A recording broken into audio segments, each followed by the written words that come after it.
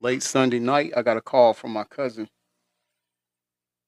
He's uh, he's my cousin's husband, but I won't say cousin-in-law because he's cousin. And unbeknownst to me, I was already asleep. But unbeknownst to me, he was calling to check on me, and I didn't even know what he was checking on me about. I hadn't heard at this time, but he was calling to check on me to make sure I was all right. And I was like, yeah, I'm good. How are you? How are you doing? And he was like, have you heard? I guess you haven't heard, or something like that. In any event, I didn't know what he was talking about. But what he had to tell me, or what he was asking if I had knew or not, that my aunt Jackie up here had passed away. Um, and at the time I didn't know. So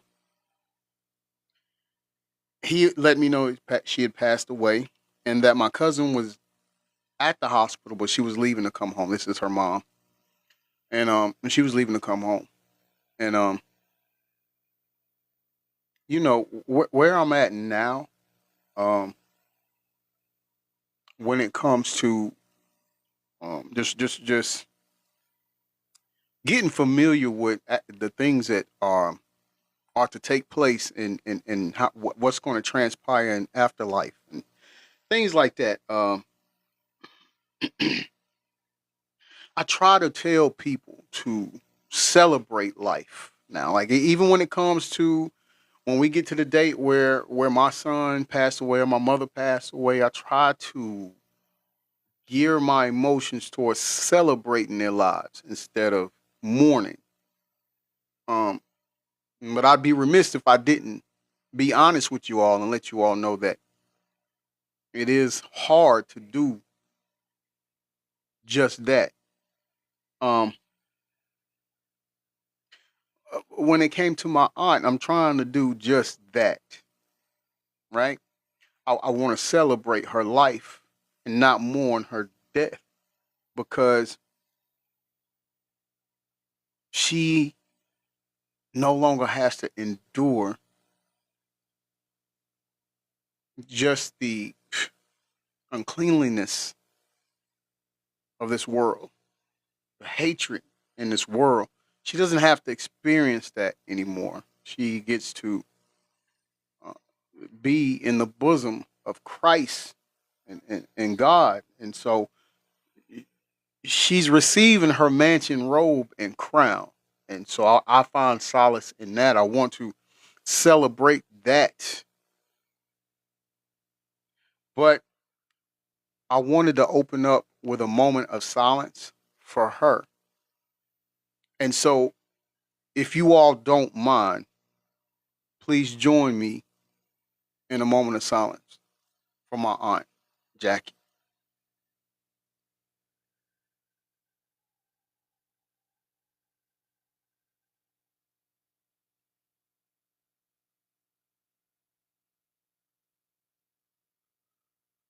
Thank you all. I appreciate it. And today's gift and goal for today's broadcast is roses.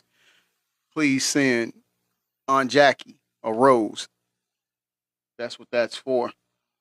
We're going to go ahead and we're going to continue on with the program that we're supposed to be doing. Um, Again, I apologize for yesterday. I had to just really try to get myself mentally right, you know. And I don't want to come on here and not be able to at least conduct a show that is of substance or value that I'm not. I want to be able to give you my all in what I'm doing. And if I'm not feeling it, I don't want to come on here and fake the funk like I'm good when I know I'm not, because that's unfair to you as well. So we're going to try to get back on schedule. We're going to have another um, segment of pop. And for those of you, because I see some names on here I haven't seen before, first and foremost, welcome to the live. Welcome to hashtag I'm going to say it. You all are more than welcome here and appreciate it for coming and stopping by. We're going to continue with our segment POP. And POP is an acronym for Prophets of Politics. Um, in the opening segments of it, we pretty much covered how that tragic event that happened in our country in September 2001, how it wasn't from uh, foreign adversaries, it was more in house. And now we're going to go to same thing, but we're going to go to a different segment. And how we do this to the new people that's coming in, how we do this, we play 5 minutes of the audio from this video, then we stop it and we drop another video inside of there that has nothing to do with this, and then we come back to it, okay? And we finish it out with the last 5 minutes. What we try to do is give you at least 10 minutes of it per day, in hopes in hopes of not oversaturating you and then having our message get lost in translation because you've had to listen to so much. And so we try to break it down into 10-minute segments, 10-minute increments per show, so that way you're not overloaded with information. All right. Okay, so let's pick it up now. Let's go.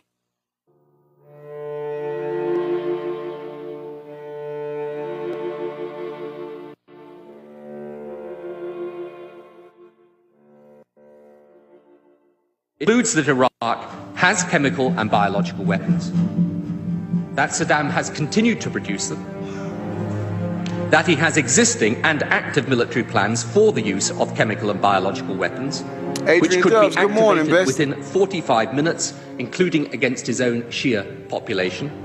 The United States knows that Iraq has weapons of mass destruction. Any country on the face of the earth with an active intelligence program knows that Iraq has weapons of mass destruction. There is no doubt that Saddam Hussein now has weapons of mass destruction.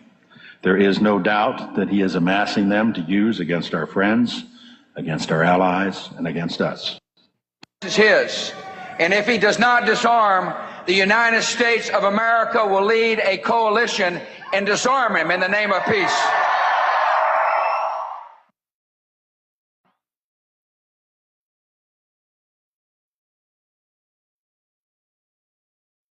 Aids and protects terrorists, including members of Al-Qaeda. Secretly and without fingerprints, he could provide one of his hidden weapons to terrorists or help them develop their own. Before September the 11th, many in the world believed that Saddam Hussein could be contained. Terrorists, you can't distinguish between Al-Qaeda and Saddam when you talk about the war on terror. We've learned that Iraq has trained Al-Qaeda members in bomb making and poisons and deadly gases.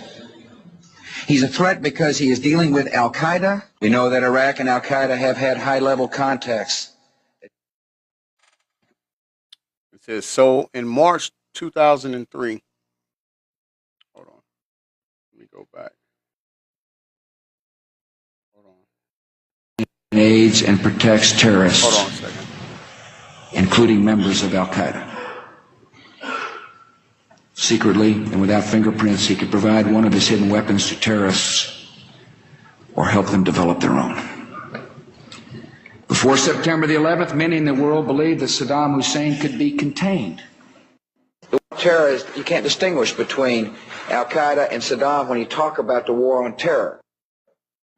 We've learned that Iraq has trained Al-Qaeda members in bomb making and poisons and deadly gases.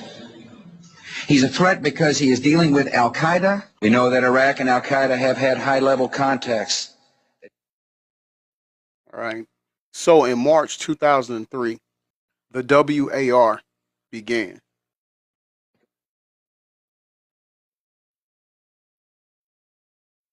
But did the Bush administration really expect to find any? Here's what they were saying just 18 months before the WAR.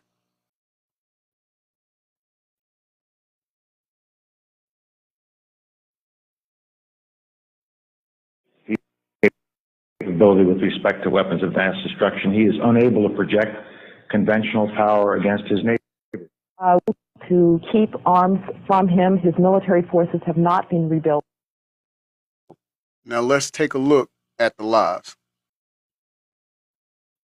This is Donald Rumsfeld There were speaking. not weapons of mass destruction there. You said you knew where they were. I did not. We know where they are. They're in the area around Tikrit and Baghdad and east, west, south, and north somewhat. You said you knew where they were, near Tikrit, near Baghdad, and north, east, south, and west of there. Those are your words. My words were... We know where they are. They're in the area around Tikrit and Baghdad and east, west, south, and north somewhat. Senator got his facts wrong. I have not suggested there's a connection between Iraq and 9/11. With respect to 9/11, of course, you've had the story that's been public out there. The Czechs alleged that Mohammed Atta, the lead attacker, met in Prague with a senior Iraqi intelligence official 5 months before the attack. He said there were three main reasons for going to war in Iraq: weapons of mass destruction, the claim that Iraq was sponsoring terrorists who would attack us on 9/11, She said CIA was and that behind Iraq teaching had these purchased folks. nuclear materials from Nigeria. All three of those turned out to be false. First, just if I might correct a misperception, I don't think we ever said, at least I know I didn't say, that there was a direct connection between September the 11th and Saddam Hussein. Saddam Hussein aids and protects terrorists, including members of Al-Qaeda. Have said in the past that it was, quote, pretty well confirmed. No, I never said that. Okay. I never think said that is... No, it's absolutely not. What I said was, well confirmed, that he did go to Prague and he did meet with a senior official of the Iraqi intelligence service. Well, let me just ask you this. If they did not have these weapons of mass destruction, though, granted, all of that is true, why then did they pose an immediate threat to us, to the country? You and a few other critics are the only people I've heard use the phrase immediate threat. That he has existing and active military plans for the use of chemical and biological weapons, which could be activated within 45 minutes. Active chemical munitions bunkers, mobile production facilities. The United States knows that... All right, we're going to stop right there. We're going to stop right there because we done our 5 minutes, right? And we don't want any trouble. Thank you, Lori. Thank you. Yes, we're doing roses today for the gift and go. And the roses is in honor or dedicated to my aunt Jackie. I took her picture down here. I'll put it back up because some of you just came in. She passed away Sunday night. And so this is the only thing I know to,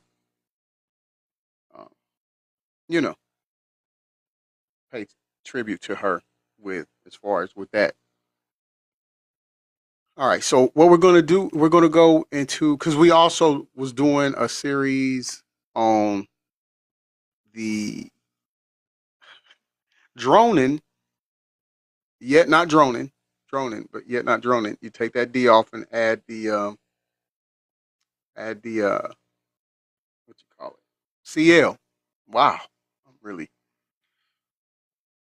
All right, and so they are talking to his ex, who is also his kid's mother. Thank you, Lori. I appreciate it. Thank you, Marie.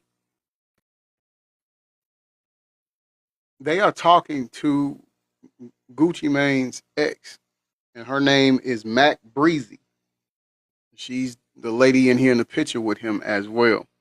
But we've listened to 5 different videos that was her being interviewed, and now we've reached the final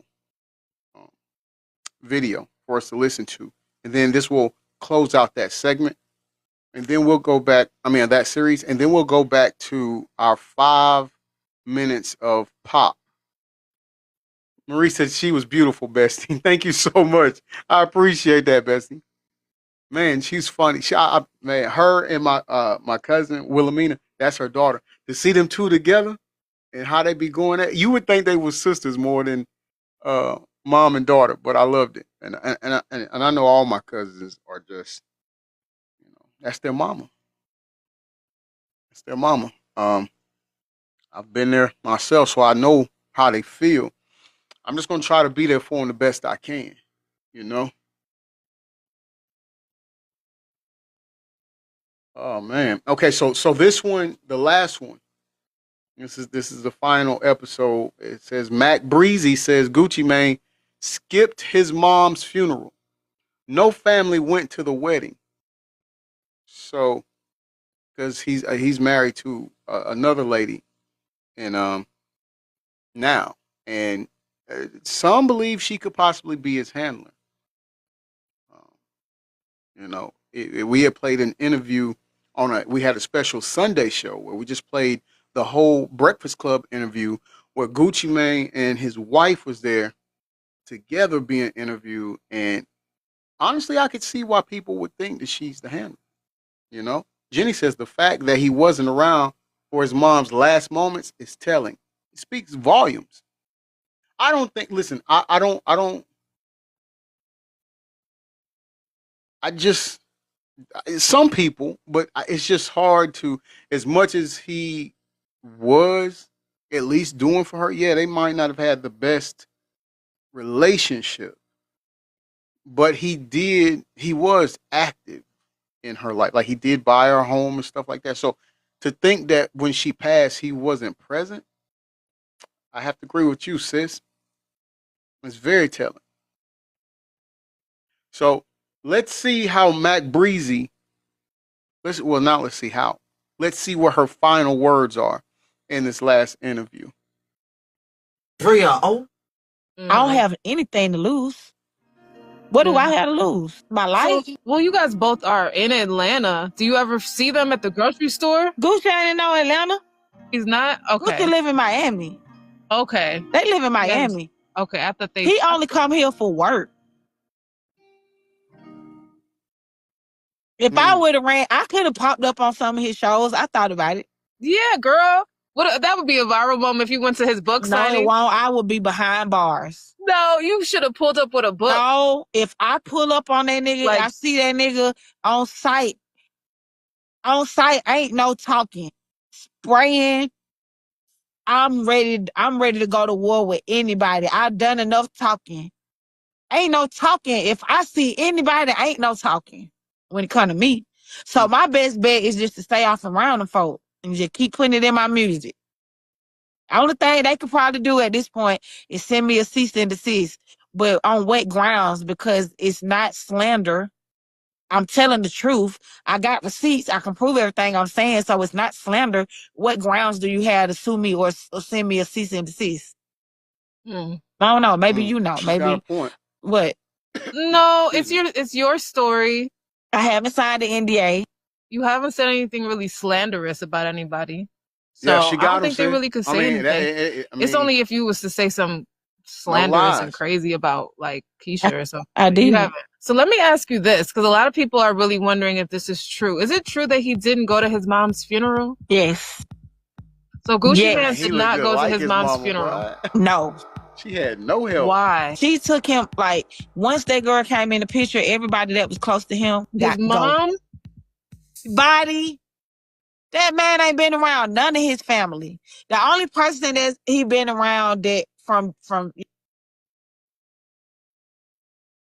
So just her saying that, sis, you took the words right out of my mouth.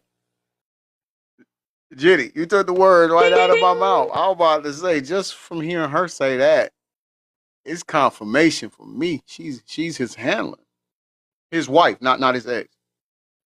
And then the fact that he hadn't been around nobody. But there's something else, though. I'm looking at this picture. There's something else that stands out to me. And Jenny, you know, you were the first one to send this to me. What Hobson said. What Hobson said about him going to the offices on Wilshire Boulevard. And when he walked in, he saw a Gucci Mane suit hanging up. And they told him that he was going to have to wear that, right? Hey, baby. Hey, my second oldest daughter is in. My baby is in here. Y'all go and follow Marie UGC. That's my daughter. That's my seed. That's my mini me. That's my mini me. And thank you for the roses, baby. I'm using roses for Aunt Jackie. She passed away Sunday night. I go and I think back on what Hobson was saying pertaining to wearing that suit, that Gucci Mane suit, and I'm looking at this picture where it's Gucci Mane, Keisha Kaor, is that her name? Keisha, I think it's Keisha Kaor, whatever his wife's name is, and the baby, right? And so I'm looking at Gucci Mane, and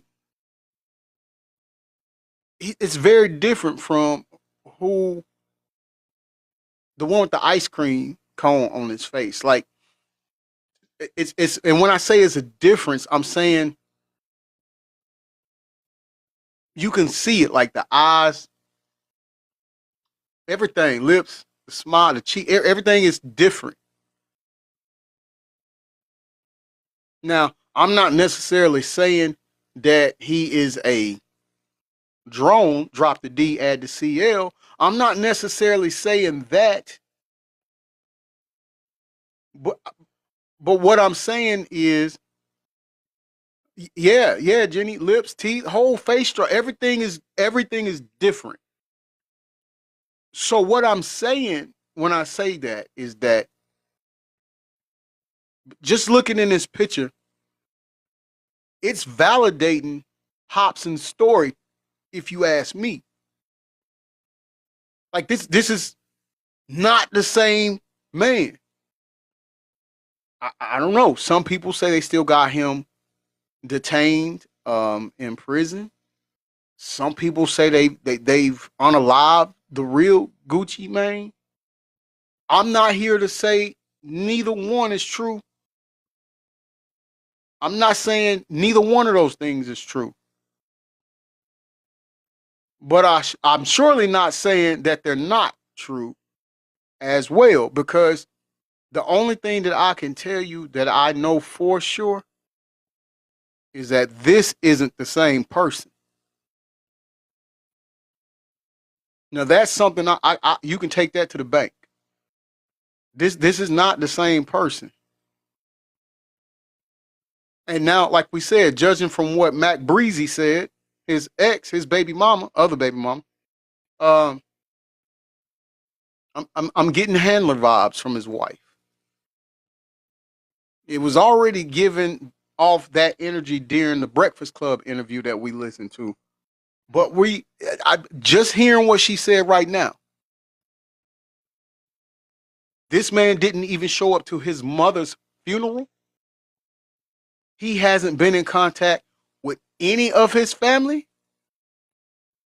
Hey, good morning, Rita. How you doing, bestie? He hadn't been in contact with any of his family. That gives handler vibes. And what did she say in the interview, in the Breakfast Club interview? She stated, and for those that was here and watched that broadcast, you know, she said, I take his phone from him, computer, laptop, everything. If I feel like he's starting to go there. Yeah, she said, I control his phone and computer, all of that. I control it. She said, because he's sick. Now, I'm glad you brought that up, sis. I'm glad you brought that up. Because, again, I want to hone in on verbiage. You see, that's where a lot of us get lost at, people. We hear what people saying. We hear it, but we don't stop to pay attention to the framework. I take his phone. She makes sure certain things aren't around the studio or in the studio. And certain people he can't hang out with and stuff like that. There's a difference between looking out for someone, but you notice how she followed that up with, he's sick. She even put the final layer of icing on the cake at the end of that interview when she said, I'm stronger than he is. The verbiage is already negative. Even if this was the real Gucci Mane, and he really was suffering from the phrenia that they say, even if that was true, there's no words of encouragement. Yeah. We heard the I love him, and yeah, we do this and we do. That's great. But pay attention to the framework of words. And we noticed it in the video. He was looking at her. Some things she said, he turned and looked at her like, did you just say that? Like, will you shut up? Or whatever. Like, but then his ex said the same thing. We don't know his ex. We hadn't talked to his ex or anything like that. But and the reason why we even waited to watch that particular episode where she said it in was because we didn't want what she said and what she thinks and what she perceives to actually tarnish our thoughts, what we perceive. So we didn't even listen to it yet. We watched the interview first. We did a special show that Sunday. We watched that interview in its entirety, and then on Monday we came back and played the episode where Mac Breezy. Hey, morning to you, homie. How you doing? Well, Mac Breezy gave her perspective on it, and it just happened to align with what we saw and what we thought. Natty, welcome in, bestie, and thank you for the rose. I appreciate it. Thank you. Jenny says, you're not supposed to put your marriage on Front Street. And she did that. And what did his ex say? Her exact words, Mac Breezy's exact words was, this industry isn't big enough for me to do that. Or for that. Right? Thank y'all for the roses. I appreciate it. Those are going up to you, Aunt Jackie. We definitely agree with what the ex said. Okay. I just wanted to stop. And point that out. We have new viewers here. And so, like I said, welcome and thank you for coming to hashtag I'm gonna say it. We appreciate it. Your presence is a gift to us, and it's a gift that we are grateful for. And so I know you don't, if you're new here, you don't know the past episodes we done last week. So this is why I want to catch you up to speed, and understand the baby mom, the ex, she even said, and she knows him more than anybody, this is not him. She even talked about his, y'all know the man body part down there. She even talked about that. She knows. She's been with this man intimately. She said they're like soulmates. I know I have a soulmate, and we knew, man, listen, everything. You get me? Like this is so you don't want to get lost in the media. You don't want to get lost in the industry and what they're saying. When it comes to something like this, I take it from people who know the person on a personal level. Like she knew him before he became big like that, right? We've seen the intimate moments. We've seen the altercation outside the club where they was in the club performing, Club Kaya, and he pushed her, and she went to hauling off and understand. When she was throwing him, she was throwing him. It wasn't like she was, nothing like that. Right? So, man, I'm looking at this is not him. This is not him. Period. Outside of family is OJ the Juice Man and Zaytoven that I've saw. Okay. You know what I'm saying? OJ the Juice Man, Zaytoven. Like when I as far as everybody, and I'm his mama loved me. Me and her was like this. You get what I'm saying, Vicky? Me and her was like this. And even she said it's not my son. She but said that? I don't know what I be lying, because when I tell you, when I cut that nigga off, I cut him off. I don't search him, I don't look for him, I don't listen to his music. I can't help but to hear what I hear, of course, but his own mama said, that ain't my son. She brought him into this world. She birthed him. She carried him. She birthed him. She took care of him. She raised him. And even she's saying, that's not my son. But I don't check for him. I don't follow him. I don't nothing. Now I ain't gonna lie, he done came out with a couple bops songs I like. Yeah, I still listen to songs, but I'm not saying I don't go out my way to try to, you know what I'm saying? So I don't know. I don't keep up. I ain't keeping up with the Wobsters. Like, Jenny I said, don't as a know what the wife, beef was, your why first duty him and is to his mama protect fell out. I the think it's home on the lines of somebody said and well, show the he was best taking money for from folks to him, see. or trying to agree. get money from. So I heard some rumors about somebody she was trying to get money from him for his like condition or stealing money. I don't know, child, but at the end of the day, that's your mama. You know what I'm saying? So his own mom said that she don't think that's her son. That'll be your next research. It's gonna be a part 2, 3, 4, 5, 6. Keep researching. You gonna see. Wow. Okay, so what happened with the wedding too? Because his mom didn't go to the wedding. Not just the mama, none of his family. And every celebrity was there. Even celebrities I ain't seen in them. I'm like, everybody at the. Yeah, so you're that's telling me his wild, right? own mom and his family was not. None of his family. I just don't 100, understand it. exactly. It don't even matter how much money I have in the world. My mom and my family are always gonna. But I don't care how embarrassing they are. Everybody who grew up with him, everybody that's close to him that he grew up around. I'm not the only one that I got X'd out. Mojo, like all his day ones, throwback. He fell out with everybody and cut everybody off. And this was after jail. This was post Keisha. Yep. She is the common denominator. And she's been around Atlanta. Man.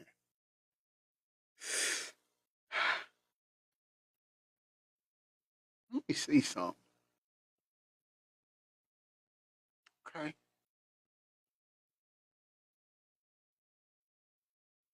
I'm sorry. Okay, so they're in the hospital, and this is Keisha just had the baby girl.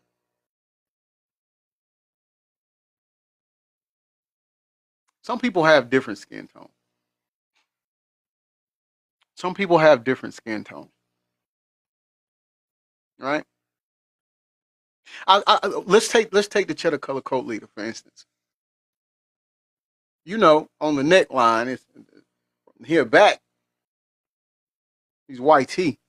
We know from here front, he's orange, right? And so when you look at this picture with Gucci Mane and Keisha in the hospital, here back is my color.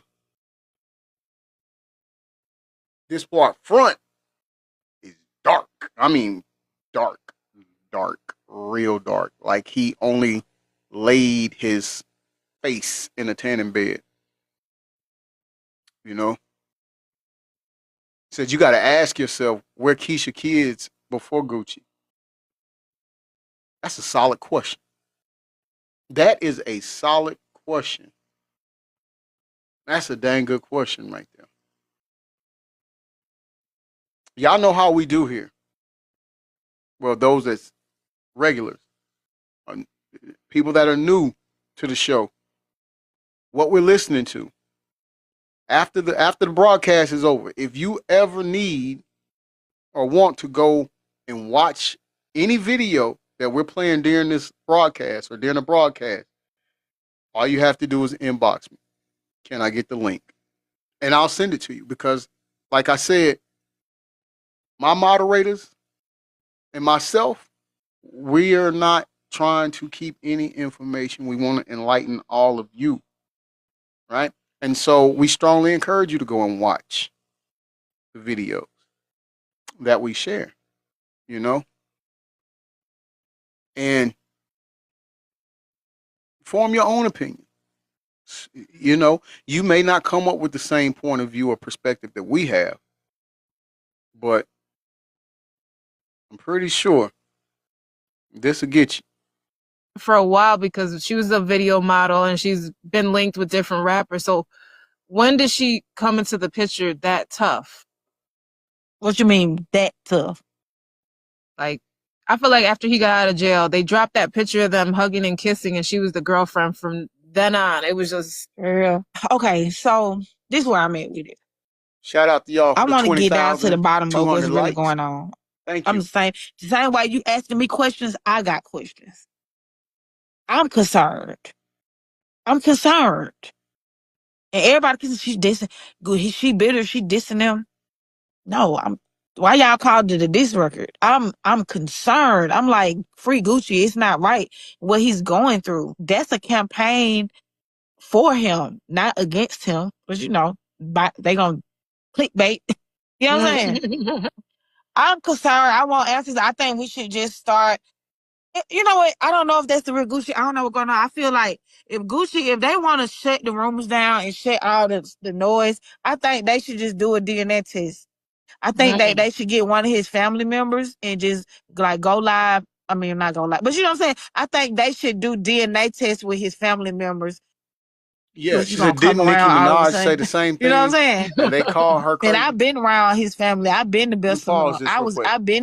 Yes, that did happen. And in fact, she worked with him pretty often in the beginning. Nicki Minaj did. And we was listening to an interview that Aunt Deb, Waka Flocka's mom, had done. And even she was saying, like, Nicki was around and they did a lot of work together. But she said she's the one that put Nicki out there originally. You know, a lot of people would think it's Lil Wayne that actually gave Nicki her start, or that is responsible for Nicki Minaj. But it's not. All right? That was Waka Flocka's mama who did that. And Gucci Mane and Nicki Minaj, they work together pretty often. But that's what they do. They call it crazy. They call these people crazy when they come out and tell the truth because they don't want their secret out. She said, nah, it's Deb. Even while she was signed to Wayne. And see, I love it when we get people in here that know what they talking about, you know? Yeah, they constantly call MJ crazy. Wacko Jacko, yeah, they did. Yeah, you're right. In Bessemer, Alabama with his family. He took me around I know everybody. You get what I'm saying? I feel like the only way we can really get down to the bottom of it is like take a DNA test. Let's see if this him. But I don't really think that's gonna work because like it's deeper than that. Like if your soul not in you, that ain't you. I don't care what I'm looking at in the flesh. If Gucci sold his soul to the devil for riches, fame, and fortune, then it's not him. It's the enemy. It's demonic spirits. But can we prove that? We can't prove that. You know what I'm saying? We know he's schizophrenic, bipolar. We know he always had mental issues, but that ain't stopped him from being great before. So what's different now? You got a valid point. He was able to manage it. He might break out into some episodes now and then, but he get on his medication. He right back to himself. You get what I'm saying? So what are you doing that's different at like we to the point where we don't even recognize him. He don't act the same. He don't talk the same. His music ain't the same. But you making him better. You're making. We got a new guest coming to the panel. Camby, how you doing? Welcome to hashtag. I'm gonna say it. Hello, can you hear me? Yes, yeah, I hear you.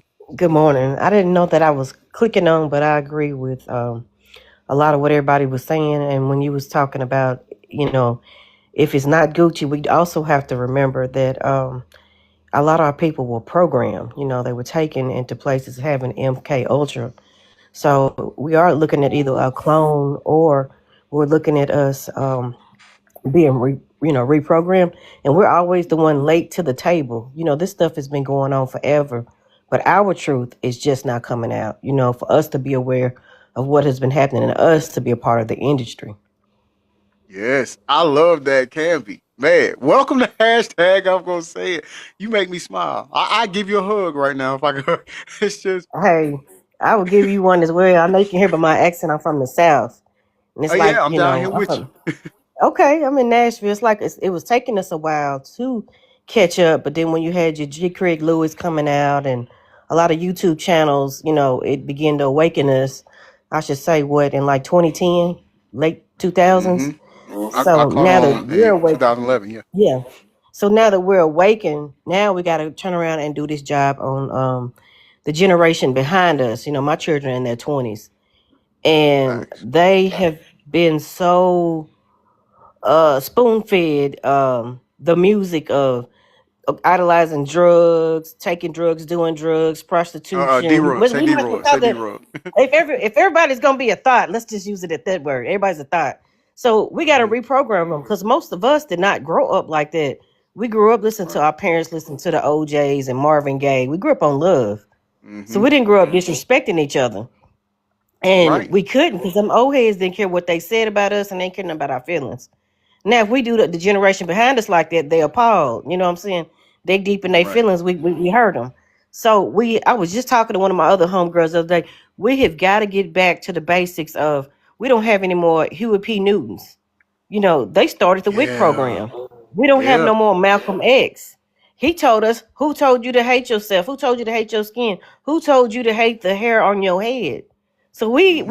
us as ones that awaken, we got a lot to do. We got to roll our sleeves back. And our love might not be smile and a hug. It might be tough love or a stern talk for a minute because we got to reprogram what has happened. Right. And it's serious too. And time is of the So essence. yeah, because I live in a predominantly Latino neighborhood, Mm-hmm. and I'm African American, and I look like them, but I'm not. You know what I'm saying? I'm Mm-hmm. around Dominicans, Cubans, Puerto Ricans, everybody, to where a lot of them think we're them, and we mistaken them for us until they start talking. But their children are well more mannered, and I'm not going outside always thinking I'm gonna get stuck up, robbed. It's just Mm-hmm. crazy, and the neighborhood got like this. This was never a predominantly Latino neighborhood at first. Mm-hmm. And for them to, I see them as our cousins. The Indians got pushed away. They had to go somewhere. Yeah. And a lot of people don't know in history, yes, some Indians had slaves, but some of them helped us escape. They knew the land. Yes, Right. some of us were here first. Yes, it was Yeah. some of us who That brought part. Christopher Columbus over here. But I say that because our people of color be so quick to be against other people of color when we all brothers and sisters, we also cousins. We have got to connect some kind of way. So the elites want to, what I'm saying, have their way and bulldoze us out of here. Exactly. Exactly. You know That's what I'm their whole saying? agenda. Mm-hmm. Yeah. And I'm disappointed. I'm 46. I'm disappointed of how I'm seeing us as a people and our children going in the wrong direction. The best thing I've seen right now is what is it? The quarter zips.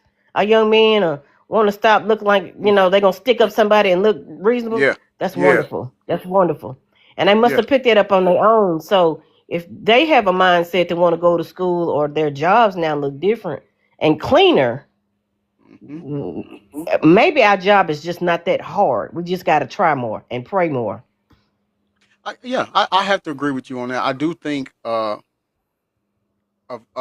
foundation needs to be laid to Mm-hmm. where we are open and willing to devote time Mm-hmm. and wisdom and knowledge to them and convey it in a way that's not argumentative.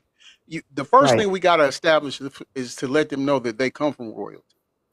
We have a Mm-hmm. cousin who was in the military, but she does a lot of mission work over in Africa. And I'm just be honest with you. Growing up, whenever I saw kids from Africa or anything about Africa on TV, it was kids who were malnutritioned and had flies Mm-hmm. around them and very Mm-hmm. impoverished. And so, to my understanding, growing up, that's what Africa was. Right Mm-hmm. now, Yeah. when my cousin send pictures of the places that she's been and seen there, I can't even me telling you doesn't do it any justice. I can't even describe how beautiful and how precious certain parts of Africa is. Mm-hmm. You get me? So, and there were actually kings and queens there. That's correct. Because You see? Africa actually has cities and beaches. We just Yes. don't know it. Yes. She sent me one. I have to go because I sent it to another sister of ours on here named Straight Facts. I have to go and find the picture I sent to her. But she sent me a picture of a beach in Africa. And I wouldn't want to leave there for nothing. Uh-uh. Now you know a lot of our celebrities are leaving. They're not actually telling us. Luda is married to a girl. She's from over there. Mm-hmm. Stevie Wonder. It's been a lot of them. They opened up the year of return. What 2019, 2020. The ones that was responsible for sending us over here. Right. During the passage of slavery, they opened the doors for us to return. Mm-hmm. And they also was gonna send a big check over here for us I to didn't know come that. back. But Biden or Trump, I forgot which one blocked it. Now they said all through the '60s, go home, nigga. Now they done send a check and we can go home. They don't want us to go home. We are a part of this economy. You know what I'm saying? Yeah. But Yeah. the things that I'm saying about the year of the return is so much that I'm not a Garveyite. If you know that Malcolm X's father was a Garveyite and he taught what Marcus Garvey was teaching, about us Mm-hmm. going back to Africa. That's how Malcolm X's father got killed in the first place. Yeah. Well, we had to And say unalived on here. I'm sorry. Yeah. Thank you for correcting because I don't talk much unalive. Hold on one And second, Camby. I don't mean to interrupt you, but hold okay, on one second. okay. Marie, sister, go ahead.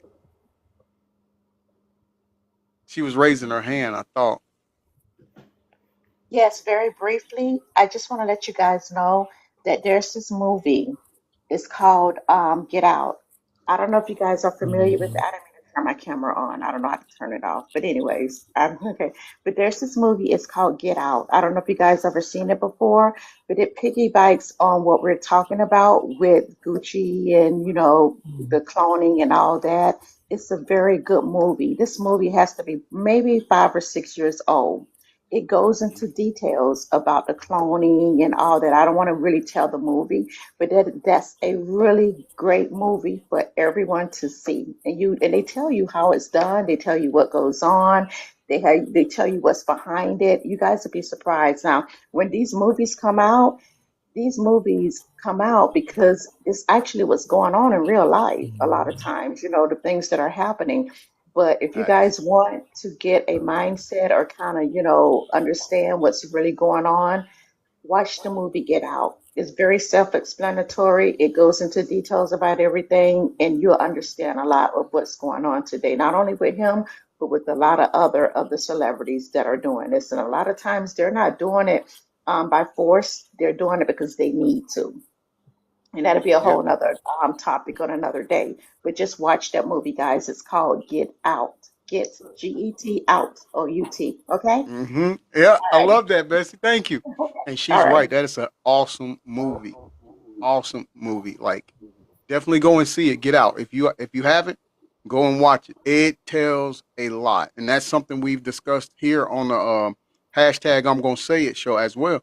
We've talked about how they put these things in movies and in TV shows, and we think it might be just a nice or a cool creative idea that they have when in actuality they're showing us what they're doing in real life.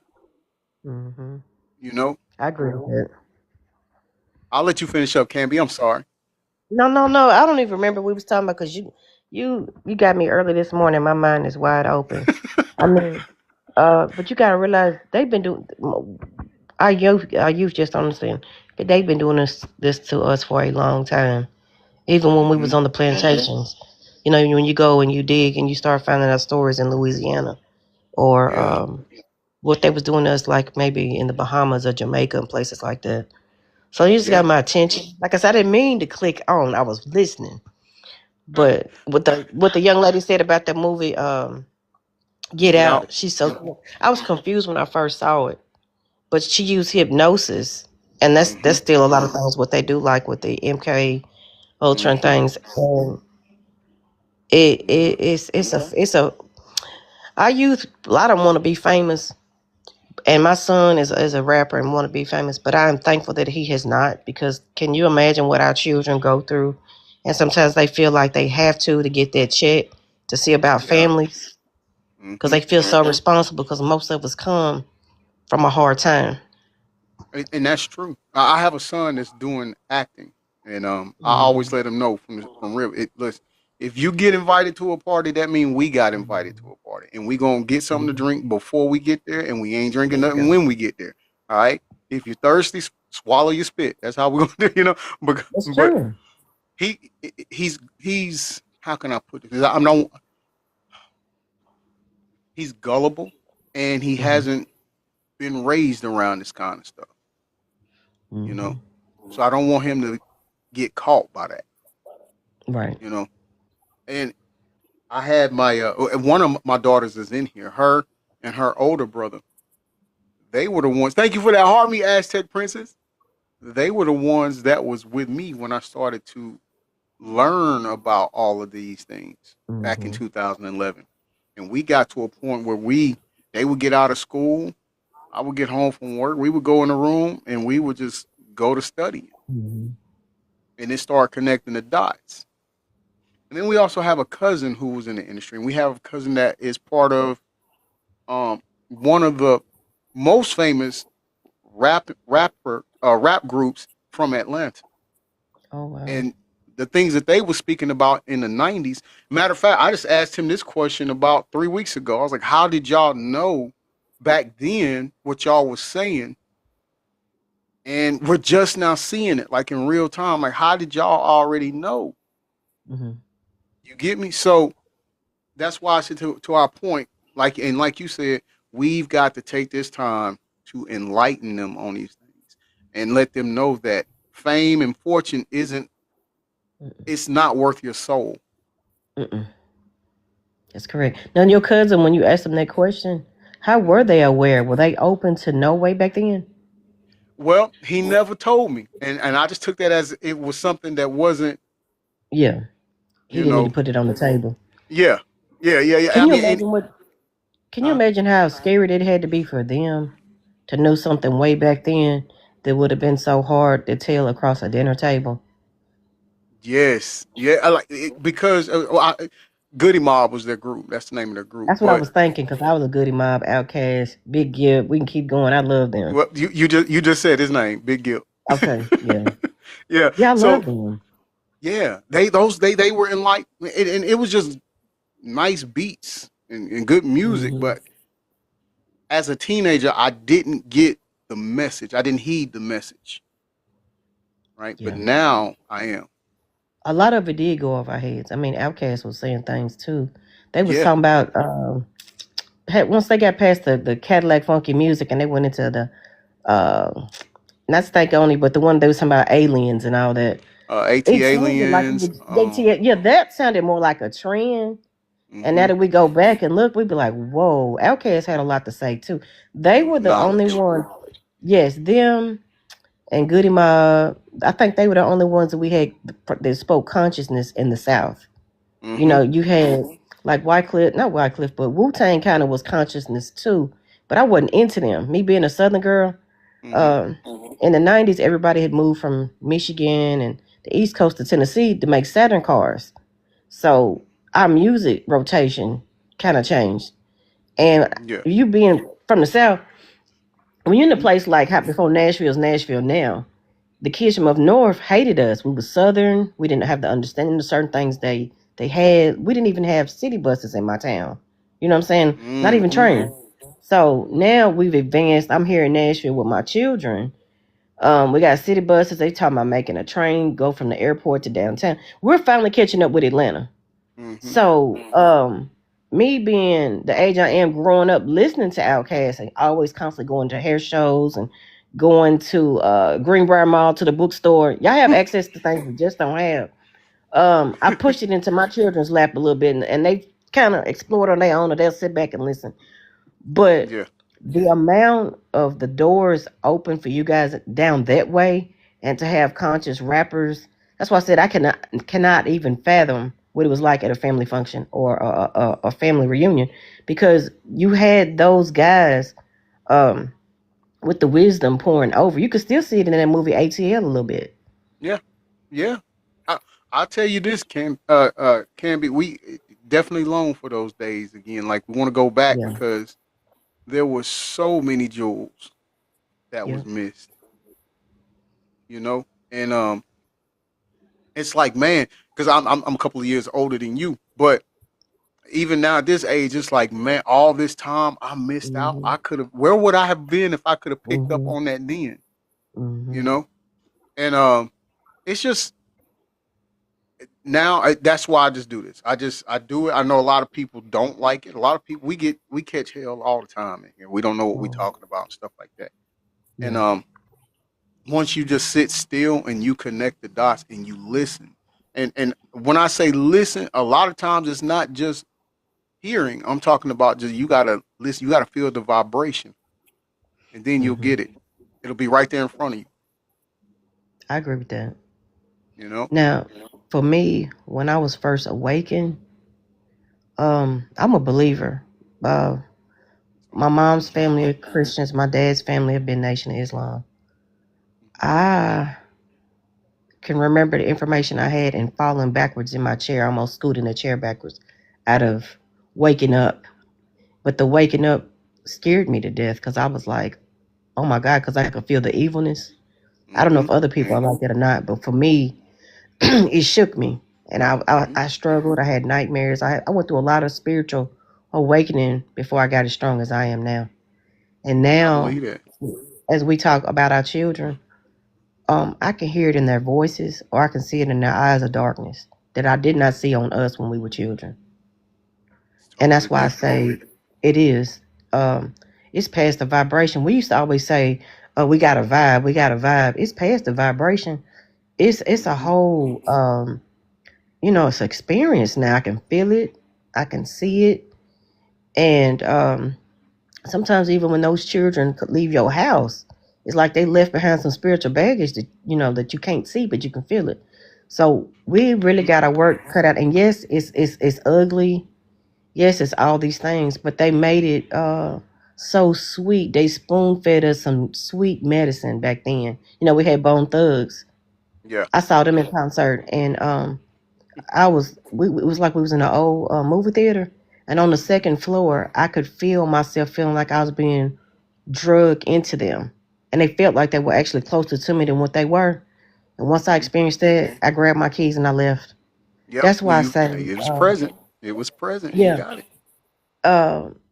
That's why I said once I started going through a spiritual awakening, I was never the same. I don't listen to a lot of stuff. I still listen to Outkast, Goody Mob. It's a lot of stuff I still listen to, and I guess it's to keep me fresh.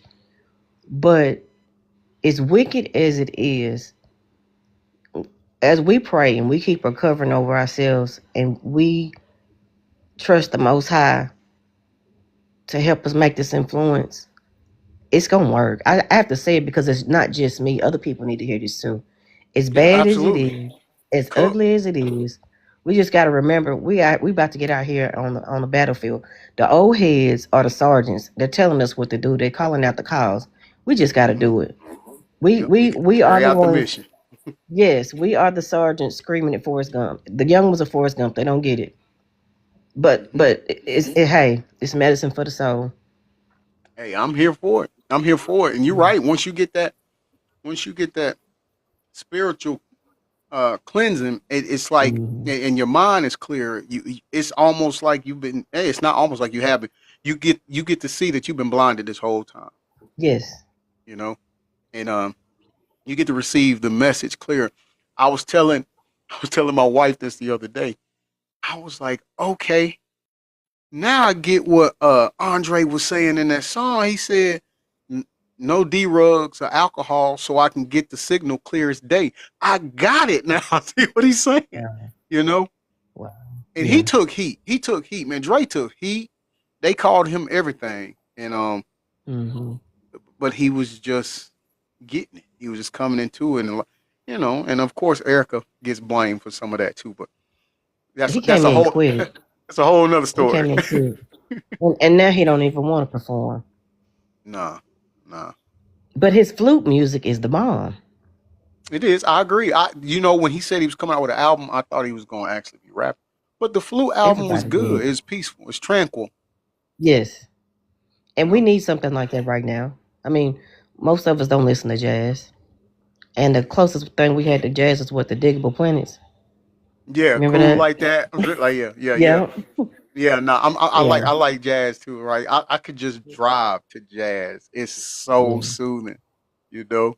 Now, what's gonna make me laugh if somebody decide they want to make a rap album to Andre's flute music and like sample it. I'll probably Mm, bust out laughing and I'll be like, somebody woke up.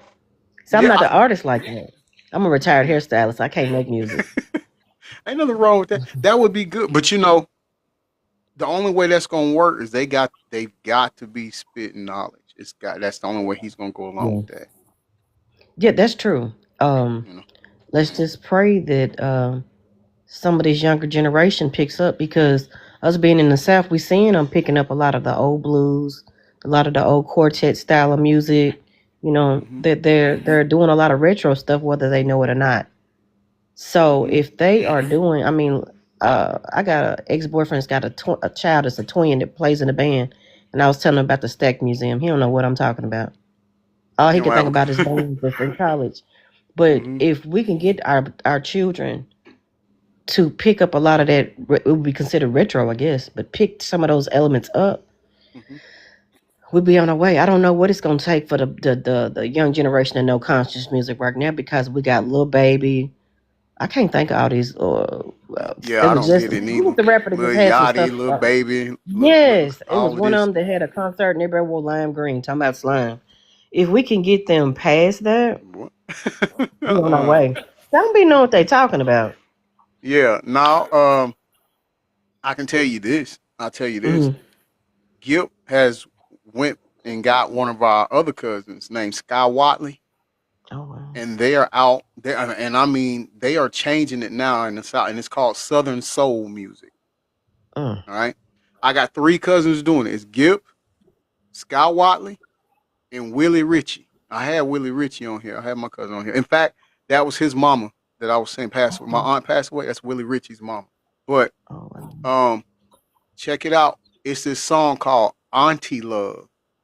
Okay.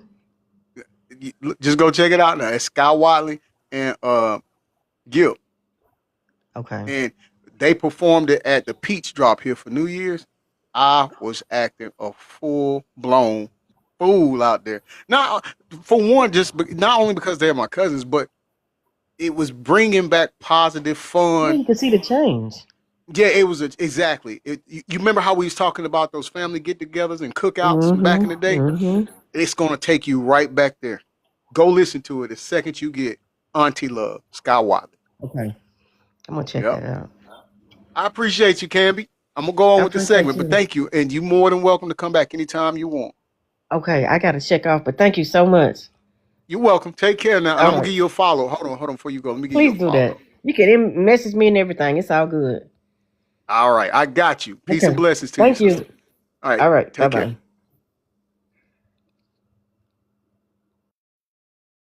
All right, we're gonna pick. Hey, niece, welcome to the show. I saw you come in. I got you. I got you. Um, let me get this set up. Okay. Him something else that we don't recognize. We want the old Gucci man back. We're not saying we want him to be kick down doors and robbing folks and shooting, killing the folks. We ain't saying we want him to do that. We just want, we are fans. You know what I'm Right. saying? We just want the best for We him. done invested into this nigga like, hey man, Exactly. we done invested into this nigga. Y'all keep trying to sell us books and teas and laxatives and shit. Like, bruh, waist trainers and shit. This ain't what we signed up for. It's crazy that you say that because we ain't signed up for no laxatives and no damn tummy tea. Girl, like, but at the end of the day, I'm like, bro, why should we buy your book? Why should we pay $500 and some for your therapy sessions that you're not licensed for? Why should we buy his new Real album and spill. listen to his new music if you just literally told us that he don't remember? How can he make a book and an album about episodes when you in the same breath you just said he don't remember nothing that happened when he go through his episode. So that's why Sis you said doing all the $500 to speaking be out programmed. for him because he Exactly. don't remember nothing. And you the only one that can heal him. You his therapist. You his everything. He don't need nobody but you. Well, That's crazy. you say he a better person. Y'all say he a better person. Good morning, Kimberly. He's Welcome a better to person hashtag I'm for gonna say her. it. Cause he ain't a better music artist. He's not a better musician. He's not a better CEO. He's not a better a lot of things. What is he just a better husband for her? But we don't give a fuck about that. Like, you get what I'm saying? Like, what? It's not. Don't get me started. It's not adding up. It's not I adding mean, up. you said something interesting earlier about a conservatorship, and I think we see that a lot with these celebrities, Kanye, Britney Spears. Yeah. So, it did give signs of that. And honestly, they let us into their world and we saw the interview. So it's not like we're saying anything that But now they playing in our face and we're being bamboozled. Welcome and don't in, nobody Perry. want to feel like they getting over on it. Like, y'all playing in our face at this point. That's why everybody like, bruh, everybody can't be wrong. Everybody, we all having the same question. It's some suspect going on and we won't answer. But why do you think that all the men in the industry share the same girls? Like, why do they? Because you was messing with different rappers too, but why do rappers go after the same girls? Industry girls. They do that because they ain't got to worry about their business getting put out there. If you're a public figure yourself, you're not gonna be trying to go tell everybody, yeah, I fuck with him. This is what we did, kissing and telling, because we all got an image to protect. Yeah. So people mess with people in the industry because it's safe. You get what I'm saying? It's safe. That's why people end up messing with people within the industry. That's why I wasn't scared to say what I said, because I know everybody business. Everybody fucking everybody in the industry. I'm not the only one, but it's hard to fuck with people that are regular person, because then they gonna go tell everybody. Tell everybody. You get what I'm saying? So Yes. that's why people fuck with it. It's like everybody sharing. Man, listen, we ain't finna go there. And the thing about I don't feel no type of way, nobody trying to pass judgment on me, because like we all in the same boat. Unless you some kind of version of saint, if you're sexually active and you out here dating, we all sleep with different people. It just so happened that the people that I sleep with are public figures and they millionaires and shit. That's the only difference. So y'all know them because they're public figures. I got probably the same body count as the next bitch. Hold on. Let me pause that real quick, because there was somebody who asked in the chat, could we help Noor Gaza? Let me see if it's gonna bring you up.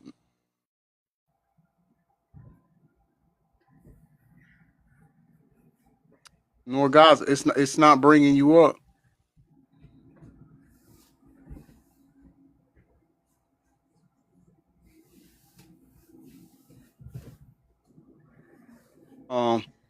Josephine White, I accidentally sent you an invite, love, but it was only because I was trying to find out who needed the help. We're gonna do that if possible. All right. Aztec Princess, how you doing? Good morning. I'm sorry, I was rushing around. No, you okay? I was listening to your conversation, and I wanted to share something with you real quick. Okay. Go ahead, man. So, my daughter, my youngest, she is into acting, and she's done a couple movies, she's done a couple things, and then she's into theater. And during our visit in Oklahoma, me and her had heart to heart about the dangers of the industry and the things that certain people will tell you that you need to do in order for you to move ahead. And she told me, and I had to tell her, she's 11. And I said, TikTok words, I said, they essay them because they take advantage of them, because they want to make them do things to prove themselves. So and so they're taking advantage of people. And she told me, Mom, I'm glad you told me so. She said, because if I want to be an actress, I'm still going to be an actress, even if I was to do it in a little place rather than in a big place. She said, Love no that. matter what, they can't take that from me. So you Mm-hmm. have to have these conversations with your children. They're uncomfortable, and you may think that they're not grown enough to have them. But in the place that in the culture that we're living in, Mm-hmm. kids are already more aware of things that you should they wouldn't be normally aware of. And that's true. That's true. I think being completely transparent with them and letting them know that is actually because I mean I've caught flack about that too. You don't tell your kids. And my like I said, one of my children are in here. They can tell you. I give it to them straight. I don't want no because if you sugarcoat it or try to water it down, they may not recognize when they're actually in the situation that you was warning them about. But now if you give it to them straightforward, when that situation occurs, and they're like, aha, my mom and dad already told me about this. I'm not going to do it. So the fact that you did that with your daughter is nothing but beneficial for her and her career. Jenny, as much as I love you, and you know I do, I'm going to tell you, you better stay out my head, girl. She said, just like the 6'7" trend is from a Philly rapper who is demonic. Okay, so here's what I'm going to do. I wasn't even, this wasn't even on the calendar or the setup or anything. I just Saturday on the way to the football game, it was a video and talking about that. And our grandson, his name is Aiden. Our grandson is big on that right now. And even at the homecoming football parade, football homecoming parade, even the students, the team, the cheerleaders, the mascot, everybody was doing that right there. So what we're gonna do? I'm just sitting here thinking like, okay, I need to get through these segments because I think I'm just gonna add that as a bonus on the end. Man, besides, we missed yesterday anyway, right? So Deborah Do said, right. I'll be saying that. Oh, you be saying that too? Yeah, yeah. It's got to be that way. So that's what we're gonna do. We're gonna get through the segments. And then I'm gonna go and find what I was talking of, what I was looking for, and then we are going to cover the 6-7. All right, put a one in the live if y'all okay with that. Put a two in the live if you think we need to wait till another day. All right, but if we get more ones, we're gonna rock with it. And the ones is winning. I'm putting my ones up. Okay, all right. So that's what we're gonna do. We're gonna get to. So here's what I'm gonna do, people. I promise you. I solemnly promise, as your host, I will stop stopping the video and talking so we can get through this. And we still got to cover the final 5 minutes of the pop segment, and then we'll pause. I'll go and get that 6-7 video I'm talking about, and then we will cover the 6-7 thing. Niece, I love you. How are you doing? I'm fine. You sure? Uh, I don't have a choice but to be. Oh, okay. Oh, is this something we need to put on the table? Because you know this is gonna wait. No, Family first. no, All right. Y'all heard it's her not tell me nothing that no. I can't handle. Yeah, no, it's all right. You know, I move and Hmm. I do stuff in increments. So, All right. Well, you got my number. You got my math. Anytime you need to use it, it's yours. oh, did you see that video? I'm just like trying to maintain my peace and control my energy and try not to let people get me out of my. There's enough spiritual warfare going on with the stuff that they doing. I don't have time to take it from the people that's around me. That's deep. That's deep right there too. Okay. Well, the fact that you have already acknowledged that it's taken the energy from you, the fact that you said, okay, I'm going to distance myself from that is great. But I also want you to know that you don't have to carry it alone too now, okay? Mm-hmm. All right. Y'all pray for my niece. All right, we're gonna keep you in prayer, niece. Thank you. Appreciate it. All right, I'm gonna go ahead and play this. I'm gonna chill out. Ain't gonna say nothing, and then we're gonna go to the pop series, and then we're gonna go to the 6-7 Aztec Princess. I saw your question. Can someone explain 6-7? You definitely want to stick around for the last segment then of this show because we're gonna cover that. And if it's if it's your daughter or anybody that you know that's in on it, you might want to send them share the live out to them now and tell them to come join because you really do not want to miss this. I'm saying it right. I'm just that confident about it. You are not going to want to miss this. Right. Except for yours are celebrities or rappers. Mines are millionaires. No, that makes sense. So what advice would you give all the stuff that you've been through as a young artist in the game? What would you tell to, because it seems like a lot of artists keep learning the same lesson over and over again. I hear this over and over again. They end up with nothing, no rights on the music, no money. Like that's what I'm saying. So my main thing is like as far as the women, I do not recommend sleeping your way to the top. You get what I'm saying? Sleeping around with people they not gonna respect I appreciate that, They gonna Natty. take advantage of you. You get what I'm saying? And it's too much shit going on out here. Like it's diseases. Then but when I was young, I didn't know my worth. I didn't know my worth. You get what I'm saying?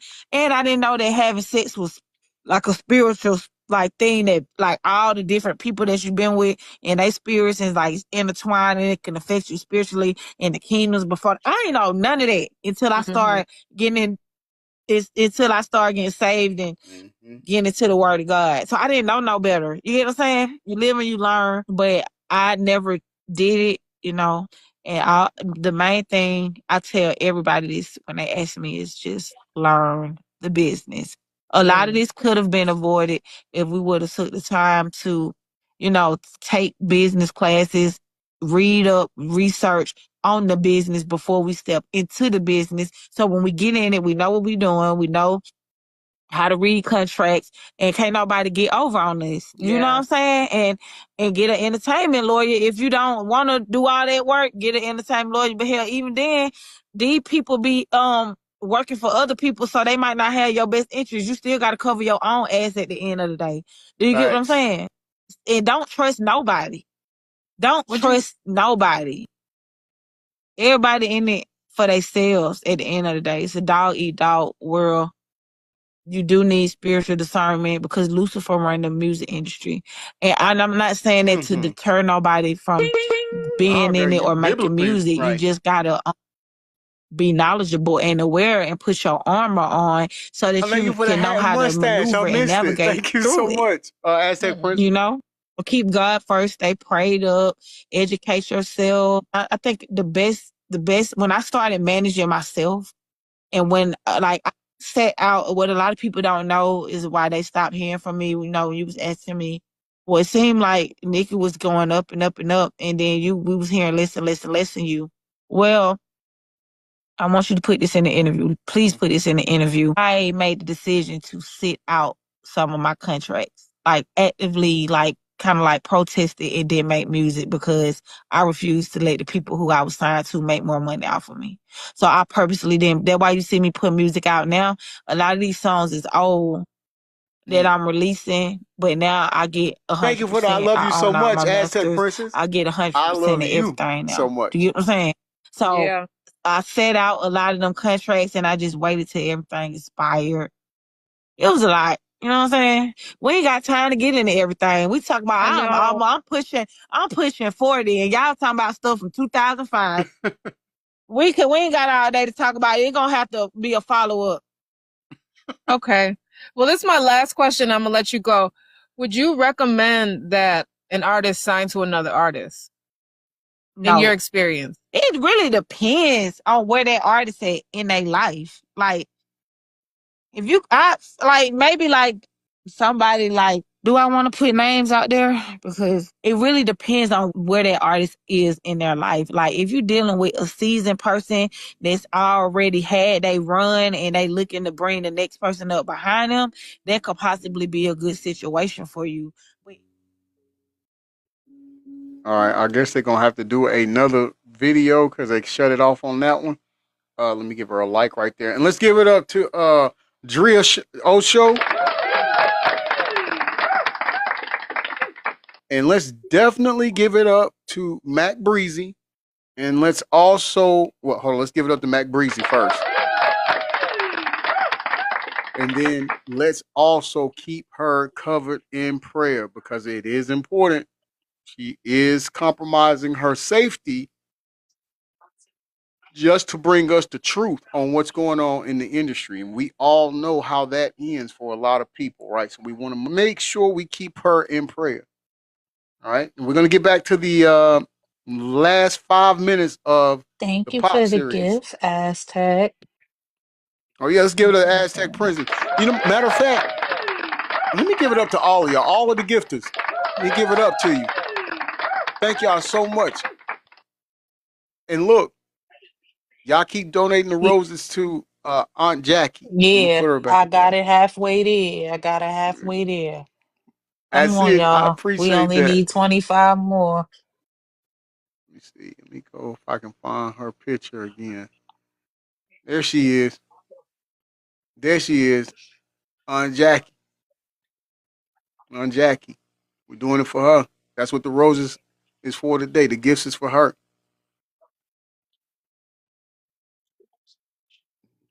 Thank you guys for the gifts. Much appreciated.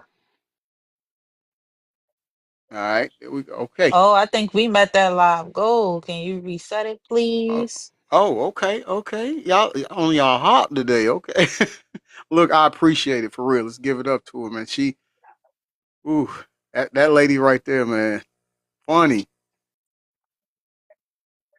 All right. Let me get it squared away here. All right.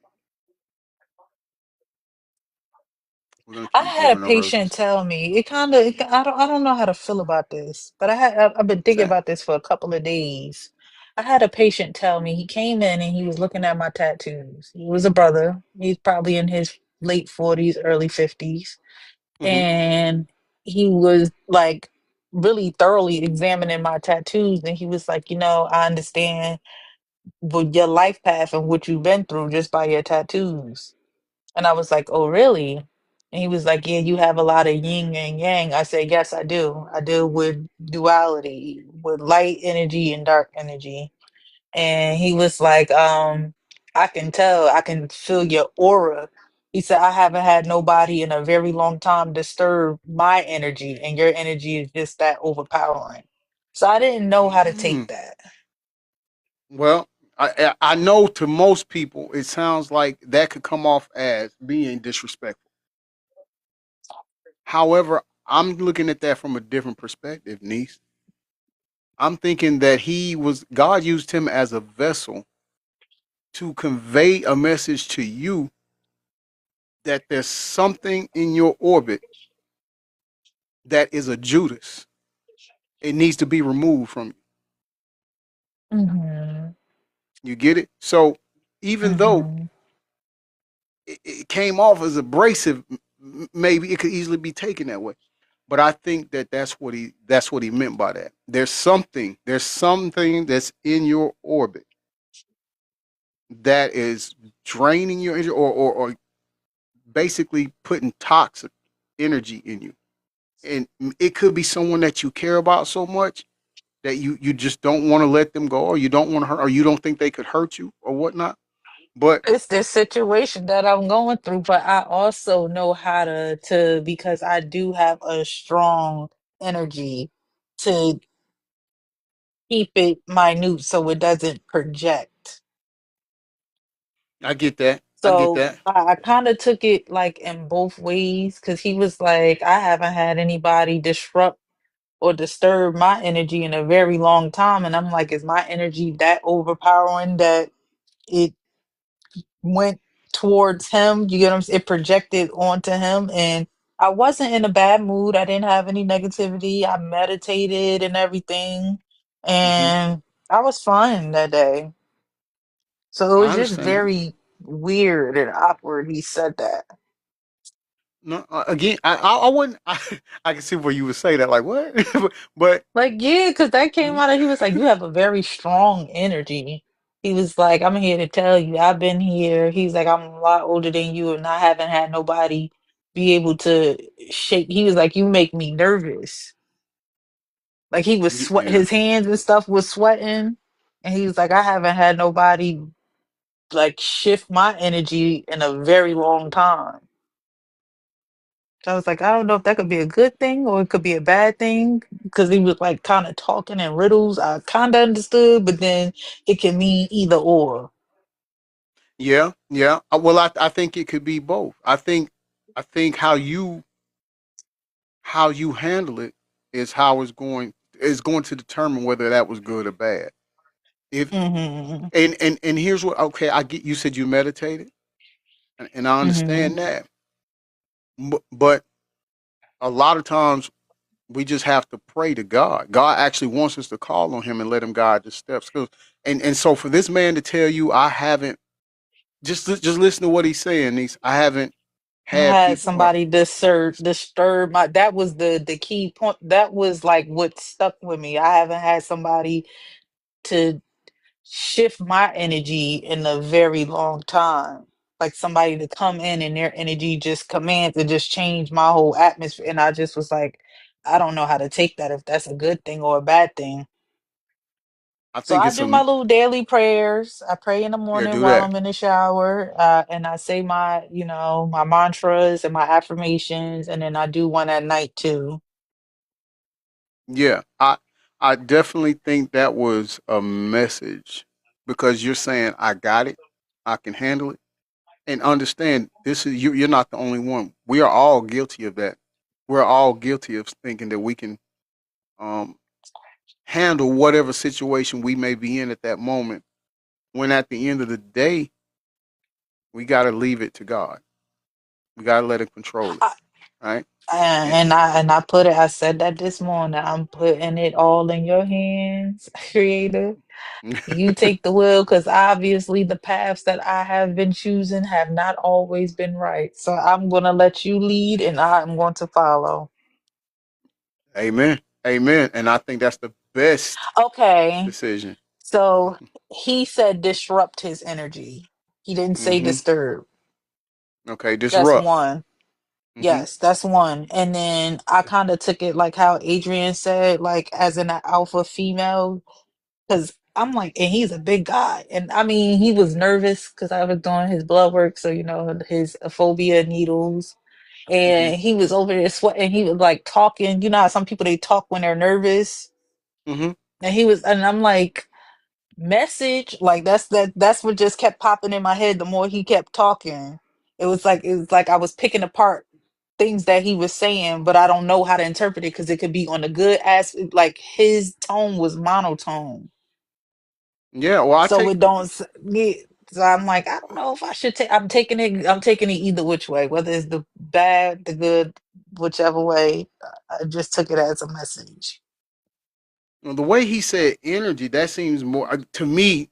In the context, that seems more of a spiritual realm thing. Like, Hmm. but to her Because point he though, was to Adrian's. asking about my tattoos, and he was like, you deal with a lot of, I see you dealt with, or you deal with a lot of duality. He was like, you have a lot of yin and yang. He was like, you're balanced. And I'm Hmm. like, I try to be as much as possible. I lead with what energy that is presented to me. So when light energy is presented, I lead with light. And when dark energy is presented, I lead with dark. But I have a control and know how to manage my dark energy. Okay. Well, I'll put it like this then. If that is in fact the case, if let's say, if he's coming at you from a perspective of like they're saying I here think that you're that, Jenny. a dominant Hmm. woman, then I'm gonna say don't change that because there's nothing wrong with being a dominant woman. You all are the reason why we have life, right? So you are to be dominant. Without you all, there is no life, right? You can't. That's just what it is. We can't carry no child. We can't do that. That's you all have the innate ability to do that. And so even if you and I'm speaking even women who can't have kids, you're still dominant female. The things that you all can do, we can't even hold a candle. It's not even a race. It's not even a competition. You see what I'm saying? But now on a spiritual realm, I'm going to Mhm. say you take that as okay, even though you thought you had it or you got it taken care of, his energy is feeling the toxicity from you. And if you're Mhm. not the toxic person, it's got to be the Judas that's in your circle. Mhm. And if that be the case, then it's just a message from, yeah, God's. It was the confirmation message. It was the confirmation of what I'm doing and the moves that I'm making right now to continue to go forth with my plan. That's what That's that it. was. That's how I That's took it. that as. Yes, yes. So we thank him as for being the vessel of that.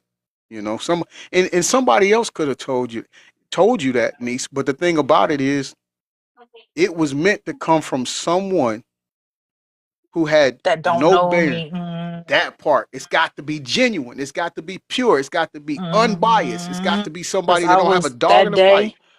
Hmm. that day I was calling my complex and the people I was supposed to go and fill out an application for a new apartment and everything. And it's funny that he said that, like right after I called the people to do the follow up for the apartment. So I'm like, I don't want to be messed up, but if I don't remove myself, this is going to take a left turn, and I already know how this is going to. I'm foreseeing how this is going to go. I already had visions about it, and if I don't remove myself, it's going to get to that point where it's going to Yes. be where it can't be undone.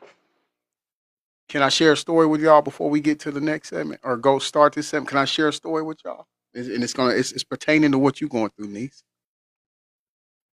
We had an apartment right after my wife and I had gotten married. We had an apartment, and her brother said he needed a place to stay for 2 weeks, and we were okay with that. The 2 weeks ended up being 2 years, but Mm, because he's a toxic person, and his nephew came there and everything. And one of the things, we don't want dogs in the house. There's no smoking in the house because we had just brought Kaylin home. And as you know, she had a hole in her heart. She had spent a week in NICU. She had complications already. So this is stuff we didn't want in the house, in the apartment, right? But he not only bought a pit bull in the house that just made the apartment stink and stuff like that.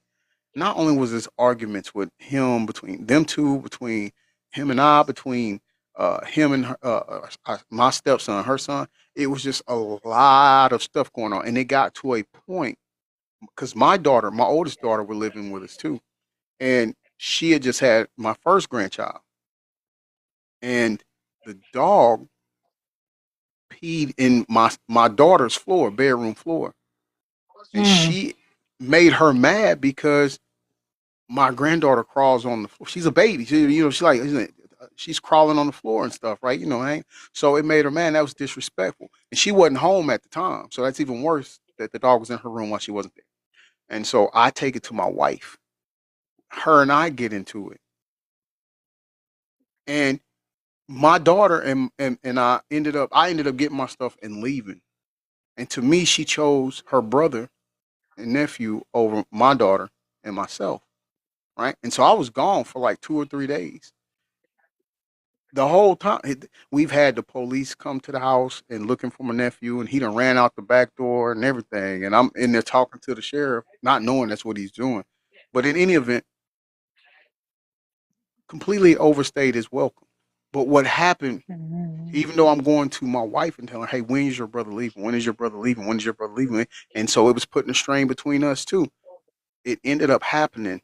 The apartment complex told us we had a week to move out of the apartment complex.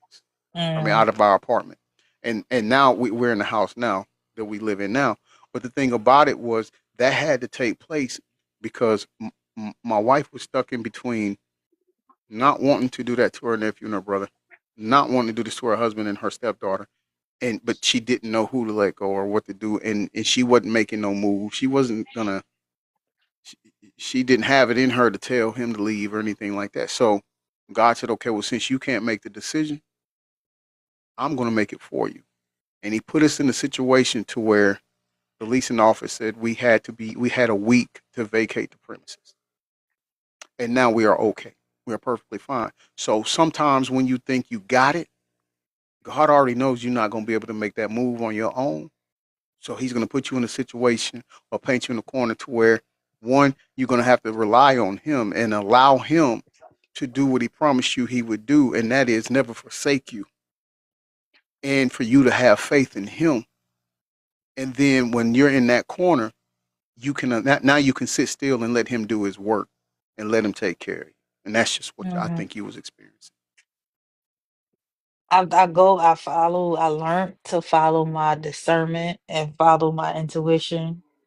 It took years of trying to be, oh, I could be, it's like, it's a madness to it. It's like I could be right, but I could be wrong. But even if I'm wrong, I still could have been right type of situation. And Yeah, I'm an overthinker. So when I put myself in 10 to 15 different scenarios until it's narrowed down to the closest one. So I yeah, already kind of had that in mind. Um, hmm I already I prayed about it, I thought about it, and I made I would say the wisest decision that I could possibly make regarding that. I had conversations. I also expressed how I felt about things, and I wouldn't say it's the Judas energy because it's been for years I've been knowing this person. And then it's hmm like now you never really know a person until you live with them. Oh, that's true. You never That's really know facts. a person until you live with them. You can go stay, visit, whatever the case may be, but once you live with them, you see a person's true intention and you see their energy. And for somebody Yeah, to sit and tell me that they see they see the veil when with me, but once you're the person that does the unthinkable to the person that you see it happen to all the time, then it's like you're trying to play on my intelligence. Oh, now you're the problem. But when it was everybody else was the problem. Now that I have an issue with you, now it's I'm the problem. yeah, yeah. Like a So reverse psychology thing, but you can't flip that on me. You can't, I'm yeah. not one of them. Well, it Yeah. sounds it sounds like it's also a hint of narcissism in there too, somewhat. Yeah, it definitely is. Yeah. I don't know the person. I don't know the person, but I'm going to It tell is you. because if I come to you with the issue, right? Say if me and you Hmm have a disagreement, and hmm I bring it to your intentions that, okay, this, and this offended me and I didn't like it. I don't like how it made me feel. I feel hmm like it was no consideration on your part regarding me. I would never Right. do that to you. And then for you to go and say, well, if you have an issue about anything, is there anything else? And then I start to convey to you in the most respectable way that I can, because I didn't take it to the streets like how I could. I kept it very PG hmm and straightforward, but to the Yeah. point.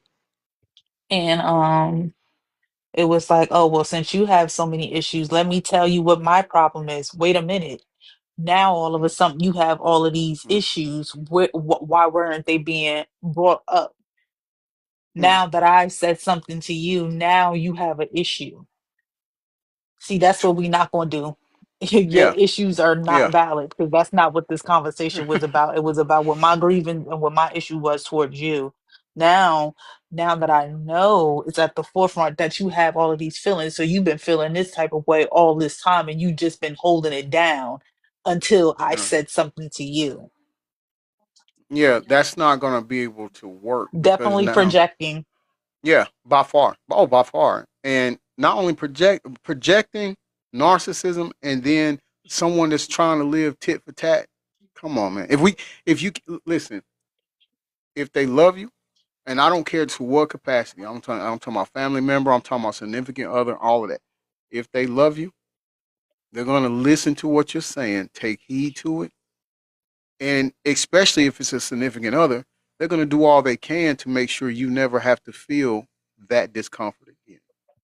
But Your trust is going to be. it's kind of like now I got a clear view. My blind is open. Mm-hmm.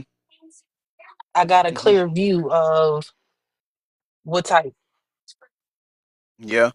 Yeah. what type of person you are, and now my energy feels like it's being disrupted. So now I have to move around before furniture start being moved. Yeah. Well, you have to understand that too, as far as some people are just in our lives for a lesson. There's a lesson. You see, like if there's somebody that you're supposed to be with, and I'm talking about for the long haul, I'm talking about to the end, then things are going to present itself for that to happen. For instance, like you just said, how you feeling now. If this was meant to be, your train of thought, your main objective, your main goal would be okay. Let's see how we can delegate and work this out because I want to keep this. But see, now you already have a feeling to where, now I got to keep my eye on you. And remember, I say Judas, but I want you to remember that too, though, Mhm. niece. Judas walked with Jesus the whole time. That's why I said So that it took yeah, he knew years. him. Yeah, yeah. So you see what I'm saying? That's why I think, and again, I'm not trying to. And whatever decision you decide to make, I'm rocking with you 100%, 10 toes down. But Oh, the creator already decided, and it's already fated. yes, well, and that's what I was just about to say. You can But have it. now, I'll call you as soon as I'm waiting for your order to come through. but now, they still talking to you. No, go ahead. Oh, but when God has put this in front of you, when He's saying, "Okay, look, see this, my child, see this," and then He expects you to run with that. Even though, like you said, look, I think I made the best decision that I could make. I love that. I do. I love that. But at the end of the day, it's that mustard seed that you got to have. And so forget about you. And I don't mean that in a bad way. When I say forget about you, I mean don't worry about the Take decision you me out of made. it. Yeah. Yeah. It's what our Lord and Savior is commanding you to do. Let him lead. So he's everything we're gonna need. Everything. So he's not gonna forsake you. He promised that. So it's really out of your hands and it's out of the person's hands that's on the. So whatever they think they doing to you or getting over on you with, you see, he's already done took that up and he's already done protected you from that. He's already got that plan of protection for you already in place. All he needs you to do is just come to him. That's it. And that's exactly what I'm doing. Amen. I'm, Amen. I'm moving accordingly. And and I get it. Sometimes it's the change. It's the having to do something different or whatever. That is frustrating. It's aggravating because especially when it's something you've been doing and it's become like a role or it's become a routine or something like that. And then somebody betrayed you that you never thought would. That's devastating in itself. Uh, But you're gonna Betrayal. rebuild from that. Yeah, yeah. But you're gonna grow from that. Aztec Princess, come on up. Put something on the table.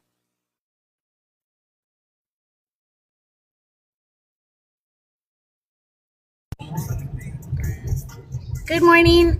Listen, Hmm. I'm listening, and I'm gonna tell you. I'm gonna share with you. When I was in 2023, I kind of went through a moment very similar, and um, I was scared. I didn't want to move. Everything was just kind of difficult, and I was really set on what I wanted, and we were just going through like like a moment where you're transforming. And I'll tell you that my faith in God was what at the end of the day what made it work for me, because the moment I just released it and said, you know what, God, you know what you're doing, you know what where you're taking me, what your plan is, and I'm gonna trust in you that it's gonna be okay. And I'm not gonna lie to you and tell you that, oh, I was relaxed the whole time. No, it was very stressful. It was very stressful to deal with personalities. It was stressful to deal with the apartment I was living at, because they didn't want to fix things for us. And at the end, they made it so that it was unlivable.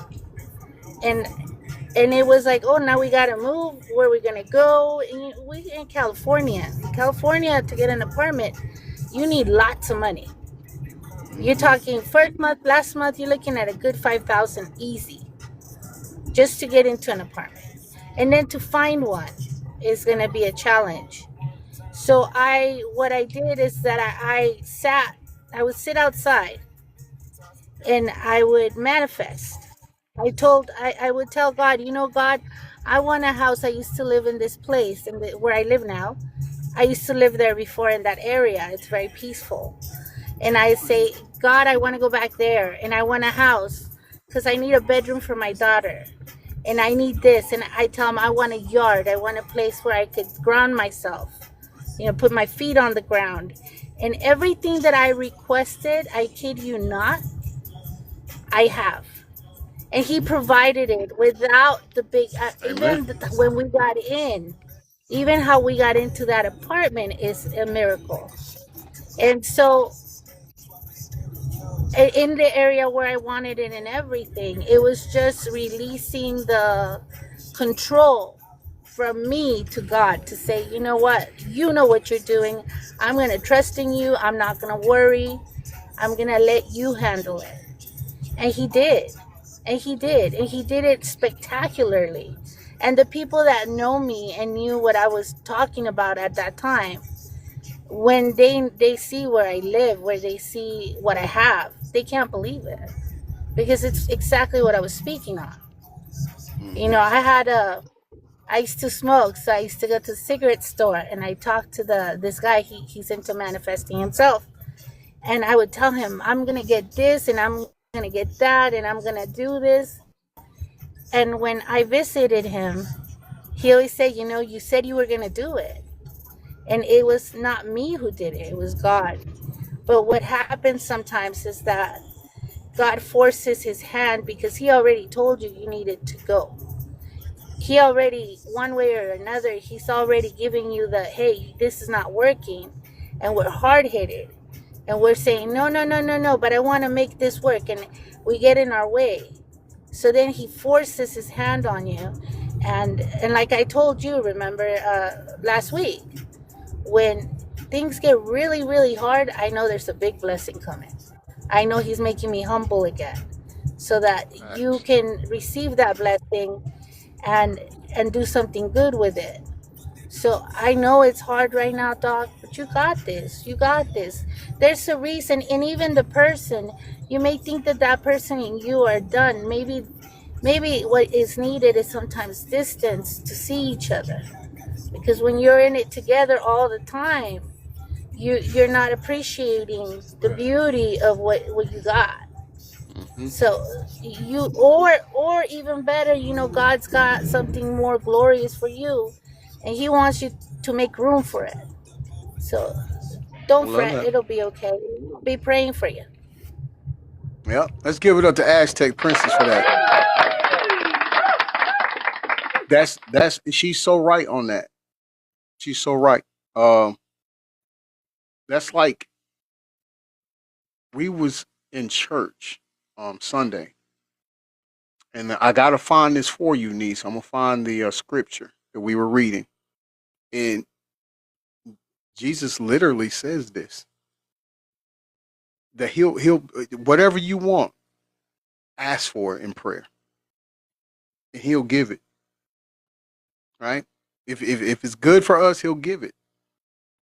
So I'm gonna find that, and I'm gonna let you read it. I'm about to make an executive decision here, if my moderators don't mind. Let's scratch that second segment of the Pops series, and let's just get straight to 6-7. Let's just pick up on that, because I want us to make sure we get this message out to the people that were, because there's some people in here that's looking for that. And again, I promise I'm not going to try to talk that much or stop it, so you all can hear it. In fact, I've got a friend who is in need of someone to drive a box truck for a company. So while you all are listening, I'm going to try to help her out as well. Okay. The truth about the viral 6-7 chant is finally getting exposed, and the origins of this chant is even more darker and evil than you can imagine, okay? And what makes this even worse is that the rapper who created this chant set his mind to target children, and so by doing that, he placed a popular kid jingle into this song to lure them in, okay? I want to show you guys exactly what I'm talking about. I have a ton of videos to show you, and by the end of this video, it will all make sense, okay? Let's hop into this video, watch it, and react to it. Before we do me a quick favor. Hit that like button for the algorithm so that this video can reach more people like yourself. I truly appreciate you guys. Let's hop in. 6-7. 6-7 is demonic. No, that means nothing. 6-7, a meme kids can't get enough of and teachers can't get away from. We are not saying the word 6-7 anymore. Some schools even banning the phrase in classrooms. You are no longer allowed to say, what number do you think I'm going to say? 6-7. All day, every day. The trend took off a few months ago, but has re-intensified with school back in session. Thought to originate from a rap song by Skrilla. Experts we spoke to say the numbers really don't mean anything. It's like slang to like make parents be like, what does that mean? 6-7 is a demonic chant that you guys have your kids involved with, and if your kids are doing it, you need to stop them right now. This is Skrilla. This guy's the reason your kids are saying 6-7 from a song he made called Doot Doot. Skrilla is into demonic worship. He is a santero. He's into palo mayumbe, and the Doot Doot or 6-7 song is literally a chant and summoning the spirits that he operates in. I'm a santo. I do palo. I'm a santo. What's that mean exactly? Like, all that sacrificing goats and all. Not just for like that's real life. You sacrifice a goat. Sacrifice goats, chickens, mice. Like I do for certain shit though. Like I'm not allowed to explain it. I take y'all in my godfather crib so he can show y'all something about my religion. With my religion, yeah. Follow me. Starts off with Elegua, which is the path opener. Ogun, Ochosi, Shango, Aigayu, Ochun. Yeah, like you can put bad spirits on people too. Like you can put a person's name and like their birthday. Inside the, you can put them inside the Agun pot. And then Agun like metal, like they can get shot, stabbed, something can happen to them. So it would be something in metal that would. I heard it from him. He's in Santeria. He worships demons and he summons demons into people to harm people. In specific, he worships Ogun and Yemeya, which number 6 is Ogun in the song, and number 7 in Santeria represents Yemeya, which is exactly what he is saying in the songs. And now your kids are chanting it. It's a reason he used the baby shark theme. There's a reason that your kids feel addicted and like they can't stop saying 6-7. And in the songs, it's nothing but pills, drugs, and addiction. Jesus Christ could save witches and people out of witchcraft, and I pray that Skrilla gets radically saved from witchcraft and Santeria in Jesus' name, like many people are coming out of that false religion. Okay, so Skrilla is in this religion called Palo Mayumbe, and this religion is extremely dark. Okay, now this article right here is talking about someone who recently became like a priest for this religion, and I want to show you guys what it says. Okay, it says, as Yahweh, Rios is a newly ordained priest of an ancient diaspora religion brought to Cuba by Congolese slaves. From Cuba, it spread throughout the Caribbean to the Dominican Republic, Colombia, Venezuela, and later to the U.S. It's called Palo Mayumbe, and its dark rituals involving human and animal remains and even grave robbing is practiced in its extreme secrecy. Like another Afro-Caribbean religion, Santeria, thousands of Latino New Yorkers are adherents of this syncretic faith, which involves ritual dance, song, and drumming. Okay, this is crazy. This part of the article is talking about this pot that the rapper Skrilla was talking about in that interview about how you can put things into this pot and stuff like that. It says, you want the spirit to keep you safe from a gun, to keep you safe from a machete, from a blade, somebody pulling out a blade on you. So we implement all those things in the pot. And he says, Paulo, faithful believe that a spirit of the dead also lives inside. The spirit of Paulo communicate through ordained mediums like Rios. Earthly items like guns or knives help the Palero channel these spirits and summon protection from them. Client passed through his door seeking spiritual cleansing. He offers spiritual baths with medicine herbs. Rios claims his prices are lower than any other botanicus. We know about botanicus because we know that Beyonce's sister had visited one, right? And Pastor, I think his name was Richard Lorenzo. When he was into witchcraft back in the days, he saw Beyonce's sister go into this botanica.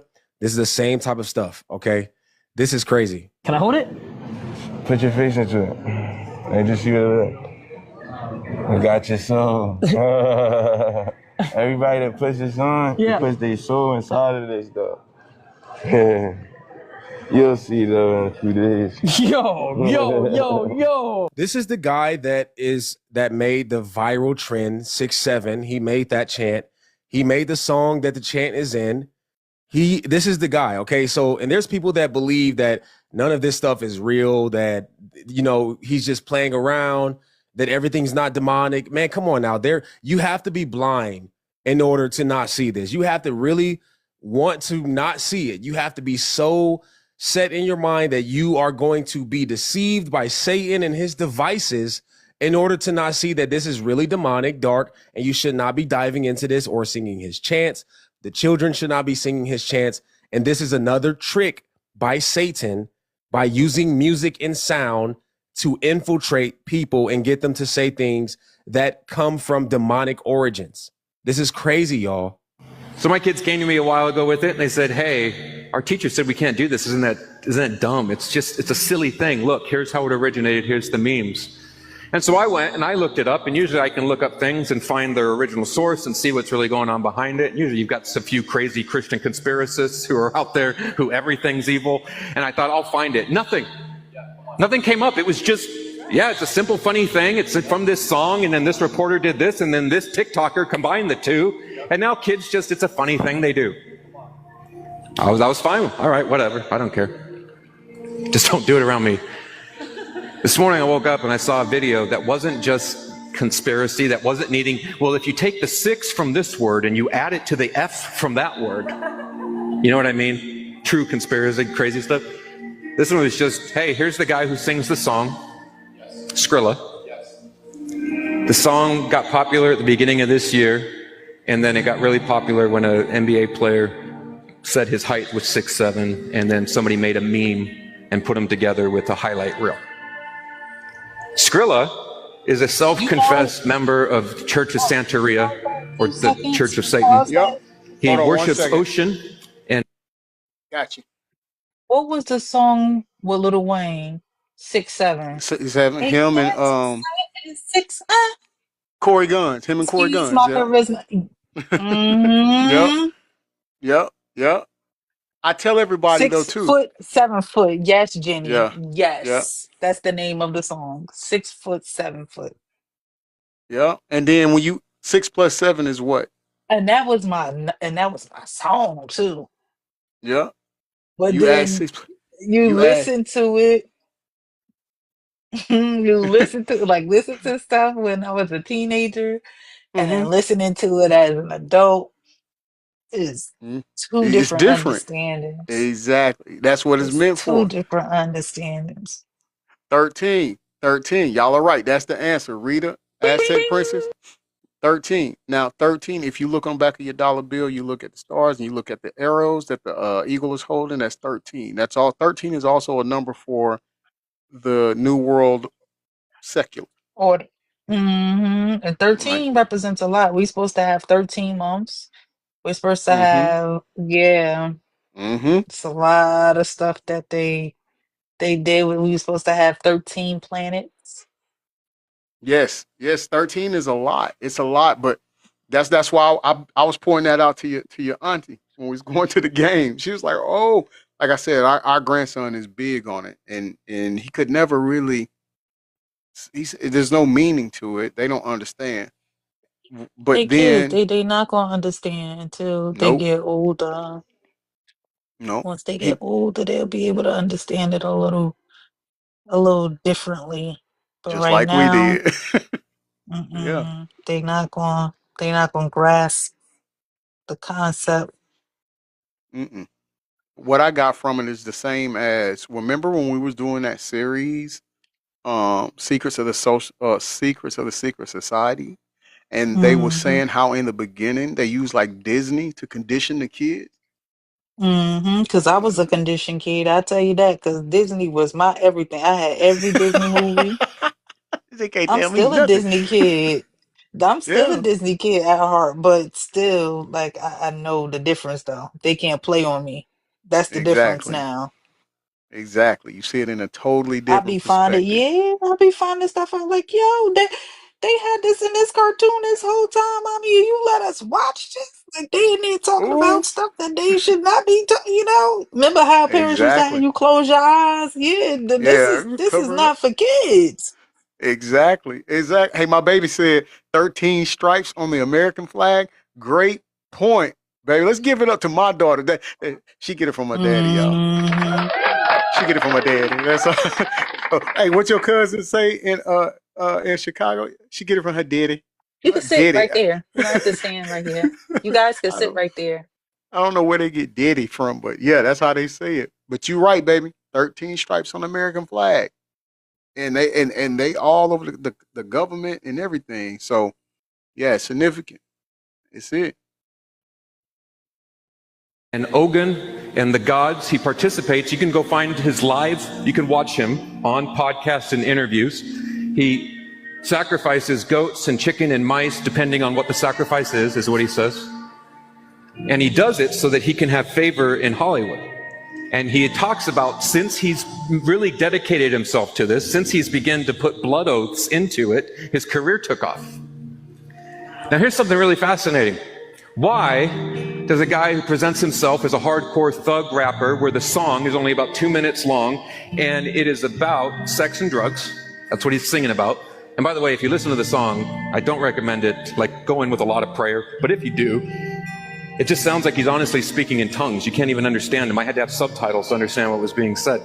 But he's speaking about drink and drugs and sex. And then halfway through the song, he does the baby shark theme. Now tell me, why would a rapper who's got this hardcore persona, who's singing about things that are very mature and whatnot, throw in the middle of his song the baby shark theme? Unless you want it to appeal to an audience. And now our entire country has our kids doing this thing and shouting the words out.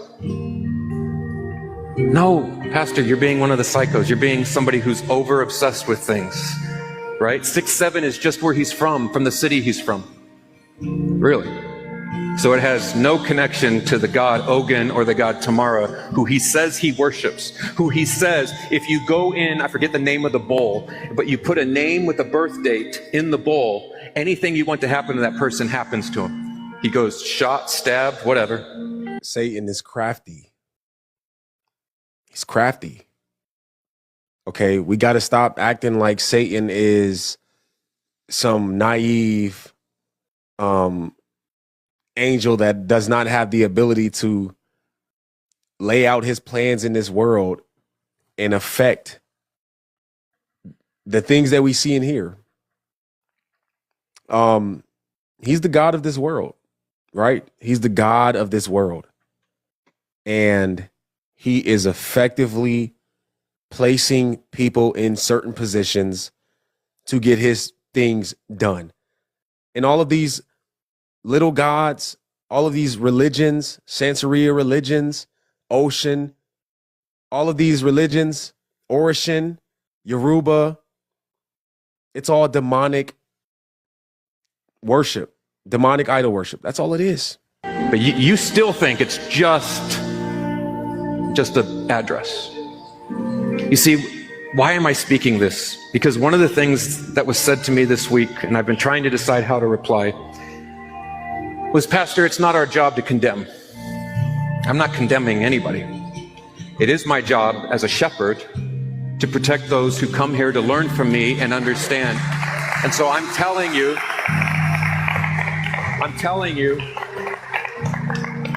that when artists, and I'm going to name them, like Taylor Swift, Beyonce, who has come out and said, when I take the stage, I take the form of Ocean, which is the goddess of fertility and sex, which, by the way, goes back to Egyptian Baal worship.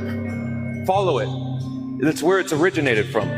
She says it, Billie Eilish, go watch one of her videos. I mean, don't, but there's more demonic imagery in there than you'll find in the book of Satan. I mean, they've stopped even hiding it. And for us to pretend that we cannot be double-minded and yet participate in that culture throughout the week and listen to that music and watch those shows, but then come here and try to have a heart that's worshiping after God, that's filled with the revival of the Holy Spirit, friends, we have been the greatest deceived of all. And so God has put it on my heart for the rest of this year and going forward to not speak from a place of fear and, oh, don't buy from that company then. You can't buy from them. You can't do that. But to speak from a place of wisdom, a place of knowledge and understanding that says, where I do know about something, then I'll deal with it. Right? As I'll speak with my children here, because I haven't even spoken to them yet. This was 5 o'clock this morning, and the Lord said, I want you to speak against this. And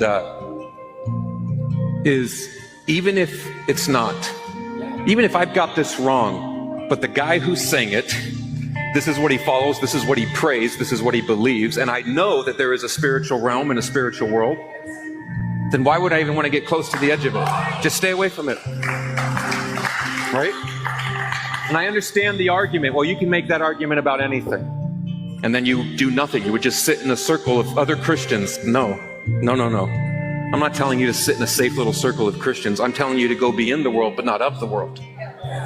You can go be around where that stuff's being played, but you can choose not to play it. You can choose not to have it in your house. You can choose not to have your kids listening to it.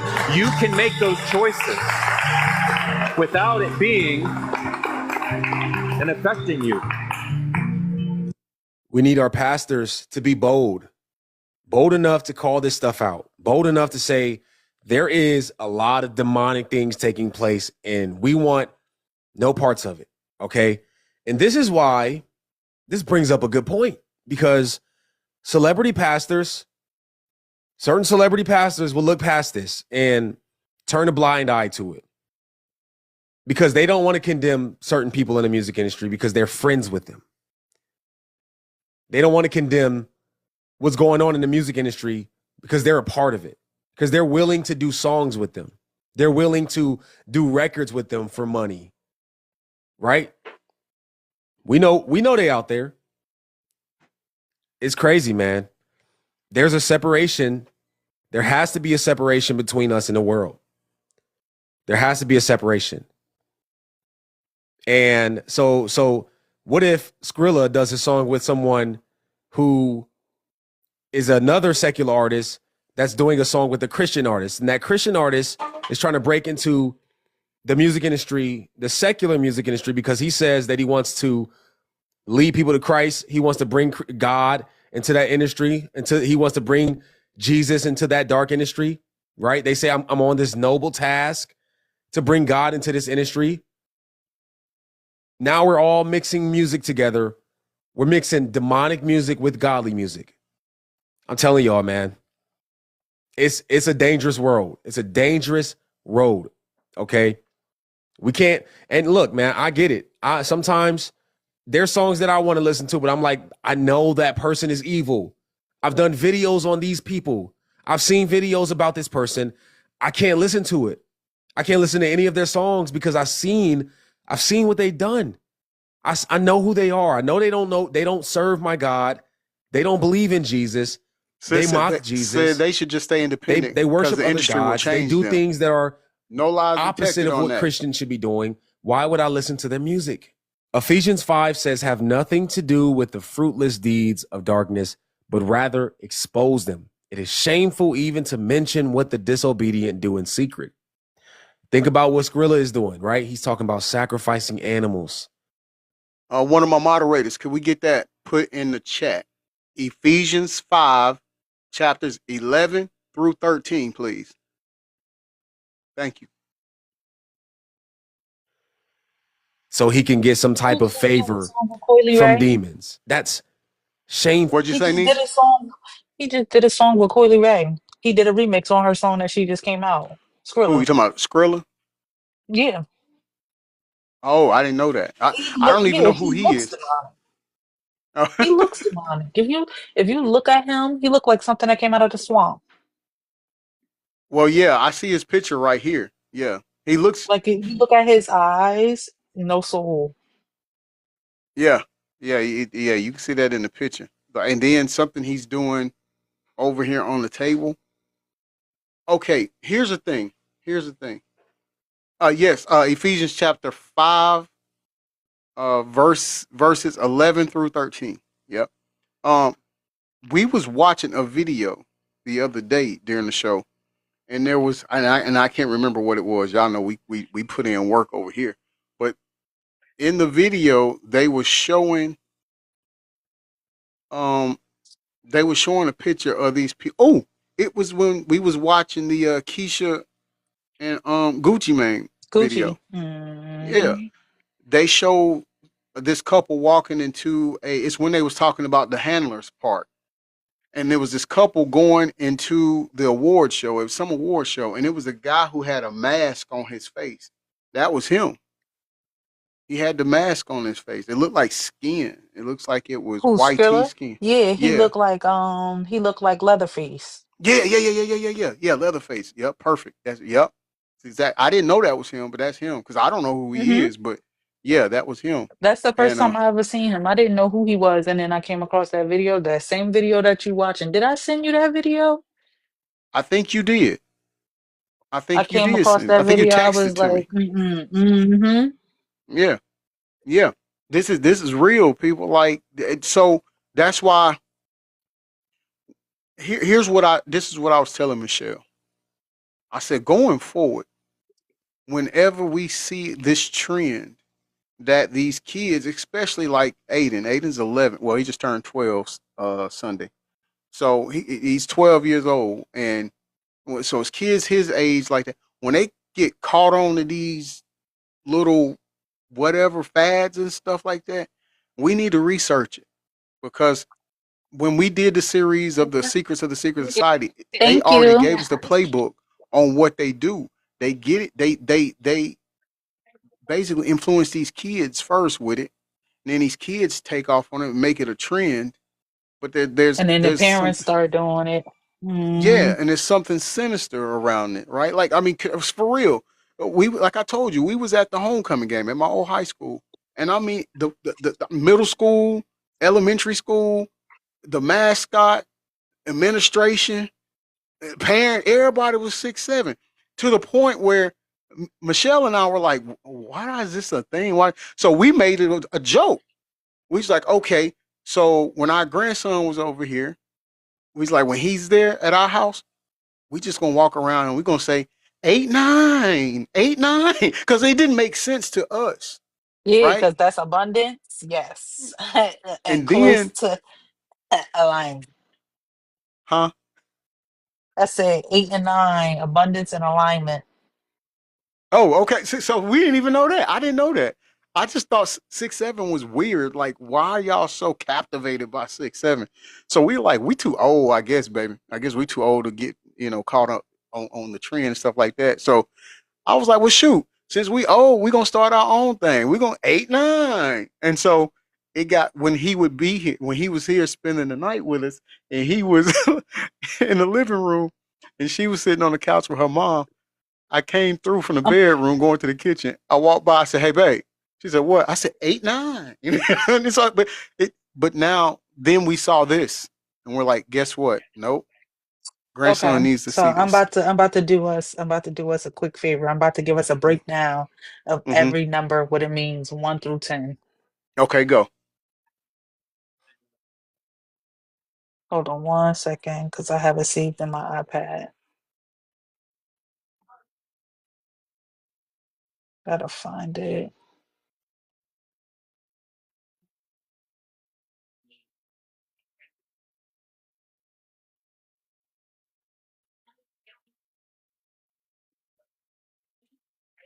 Boom. Okay. Whenever it decides to fully load, come on.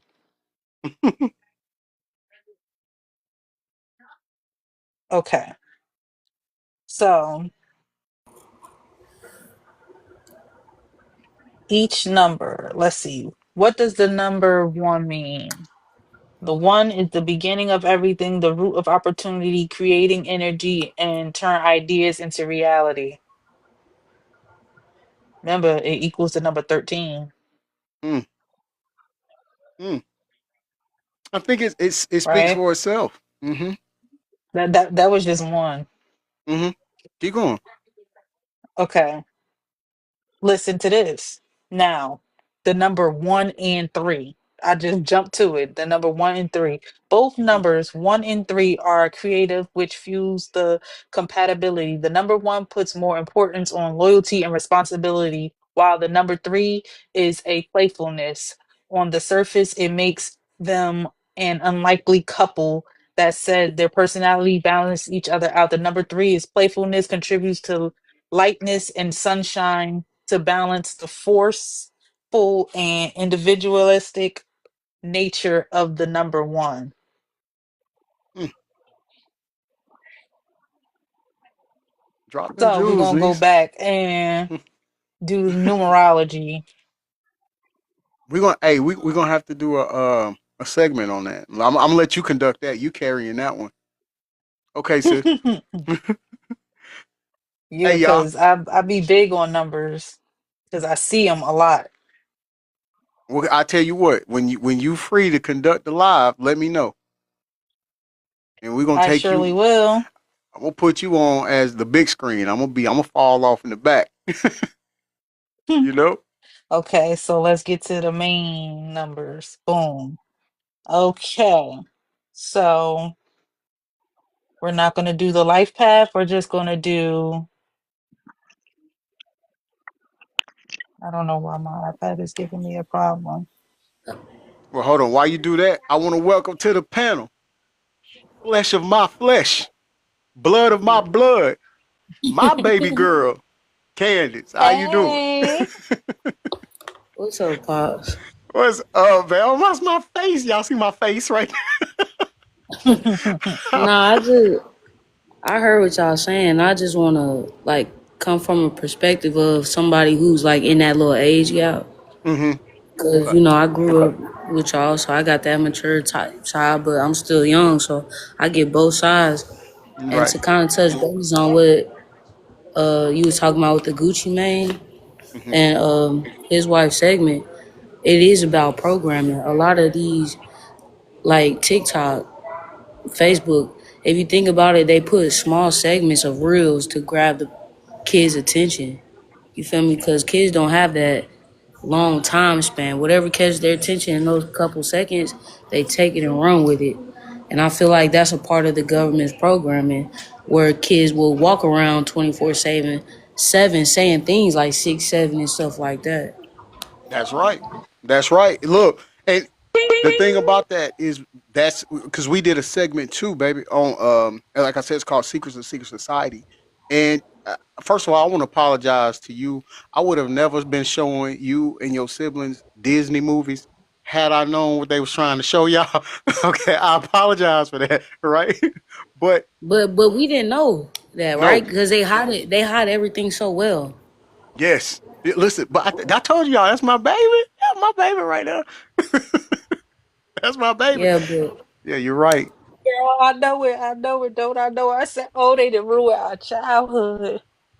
Then I was yeah, no, saying, really, a then I lot of was movies we telling watch.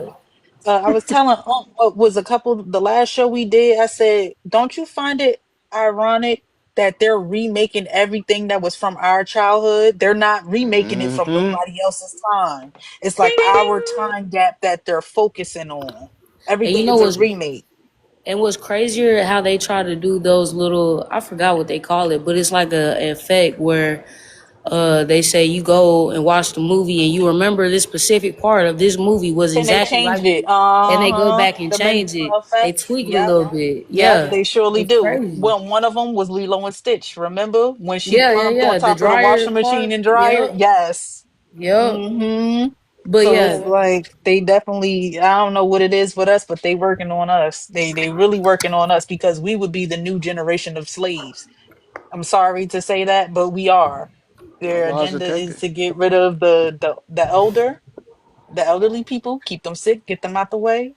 We will take their position and be in the new day and age slaves, Mm. you and then they're programming the children to take on after us. and another thing about that, like to like kind of segue to what she was saying. You know how when people get sick nowadays, they'll have like an old wives' tales, but kids like us, we don't know nothing about none of that. Like it's Mhm. they strip us little by little, year by year, till we're up until this point where We have to depend on them. it's like Mm. this. You get one, yeah, Mm-hmm. exactly. Mm-hmm. Mm-hmm. And like the what you were just playing, he mentioned things have to be separated, but Right. everything is already so separated that no more separation is needed. What's needed is unity. Whether Mm. it's like when like in church people say come as you are, you feel me? It don't matter if you're in the church high or drunk, at least you came and trying to get better. Yes. There's Yes. no you can't you don't want to separate people like that because that's how there will never be anything together at That's all. how they conquered and divide. That's how Exactly. you conquer and divide. So that video, which I agree with some of the stuff he was saying, or the whatever what you were just playing, Mm-hmm. I heard what he was saying, but separation in no shape or form I feel like is needed nowadays, and that's coming from a younger generation. Cause Yeah. I see kids younger than me nowadays, and Dad, if I did half the stuff they would did at that age, you would have beat me black and blue. We So wouldn't be here, girl. We wouldn't be here. Be She you said, gone get me? So she said, in the y'all it's upper would not. not be room. seeing this face on here right You get what No, I'm saying? in the Like, upper so coming room from a would younger be in the upper generation, room. now. no, okay, no. Things, a lot of things need to stop. A lot of things need to change. No separation is needed, even if somebody is not where you agree with in life. You should still welcome them with open arms because you never know what road that could lead them down to. You get what I'm saying? I just want y'all to know something. My daughter got me in tears over here. I want y'all to Why know you that. crying? Don't cry there. You got knowledge. So You spitting proud. like it's one of them things where a parent It's we a not sure proud if y'all dad listening. moment. That's proud Yeah, dad Hmm. tears. yeah, yeah. Proud Proud one. dad. Exactly. Yeah. It's like, Oh my gosh, You man. know, Like, I have to say that I love the younger generation, but we are lacking with them because what we're starting to miss is that they have taught us to put away our elders in homes and stuff, and they're the ones that pass on the oral traditions and our history. And mm-hmm. so we're not giving them their history and their traditions, so they go onto these apps and then they find something that's kind of charismatic and they'll hang on to it and adopt it, and that's the new history. And that's how we have people out here confused about who they are and what they're supposed to do because we have stripped them of their elders, and their elders, our elders, us as elders, we're the ones that are responsible for teaching them their history, their genealogy, and Spirit has to everything. spirit. Giving What them you say? Hmm. their inheritance. That's Spirituality. their inheritance, their rightful inheritance. You know, I was researching last night. I was researching African history because I don't know if you guys have noticed. I'm an indigenous woman, so mm-hmm. I'm into indigenous history, and right now we have a movement saying that uh, people of the Americas were not indigenous, that not the indigenous Indians that we know, but that they are actually African Americans, that are the original indigenous people. And that in itself robs the culture, because Yeah. people need to understand that the first humans on this earth, the ones we all come from, are from Africa. We all descend from Africa. The the Eve gene and the Adam Eve gene come from Africa. You guys are the beginning of us. So you cannot strip yourselves down to want to be us, because your genealogy is so important. Plus the fact that oh, if I got to send you my research. But Mm-hmm. you are above all the beginning of a lot of things. There was banking, there was the rich people, We are the the the, the beginning and the women, ending. Mm-hmm. everything. What it is that we all started there. We started to migrate, and then genealogy changed. So the indigenous people of the Americas have different genealogy. But the fact that we have a movement here to try to water that down, it makes me upset, because as an indigenous woman, as proud as I am of my people, I want I want African American people to be so proud and so aware of who they are, because you're the beginning.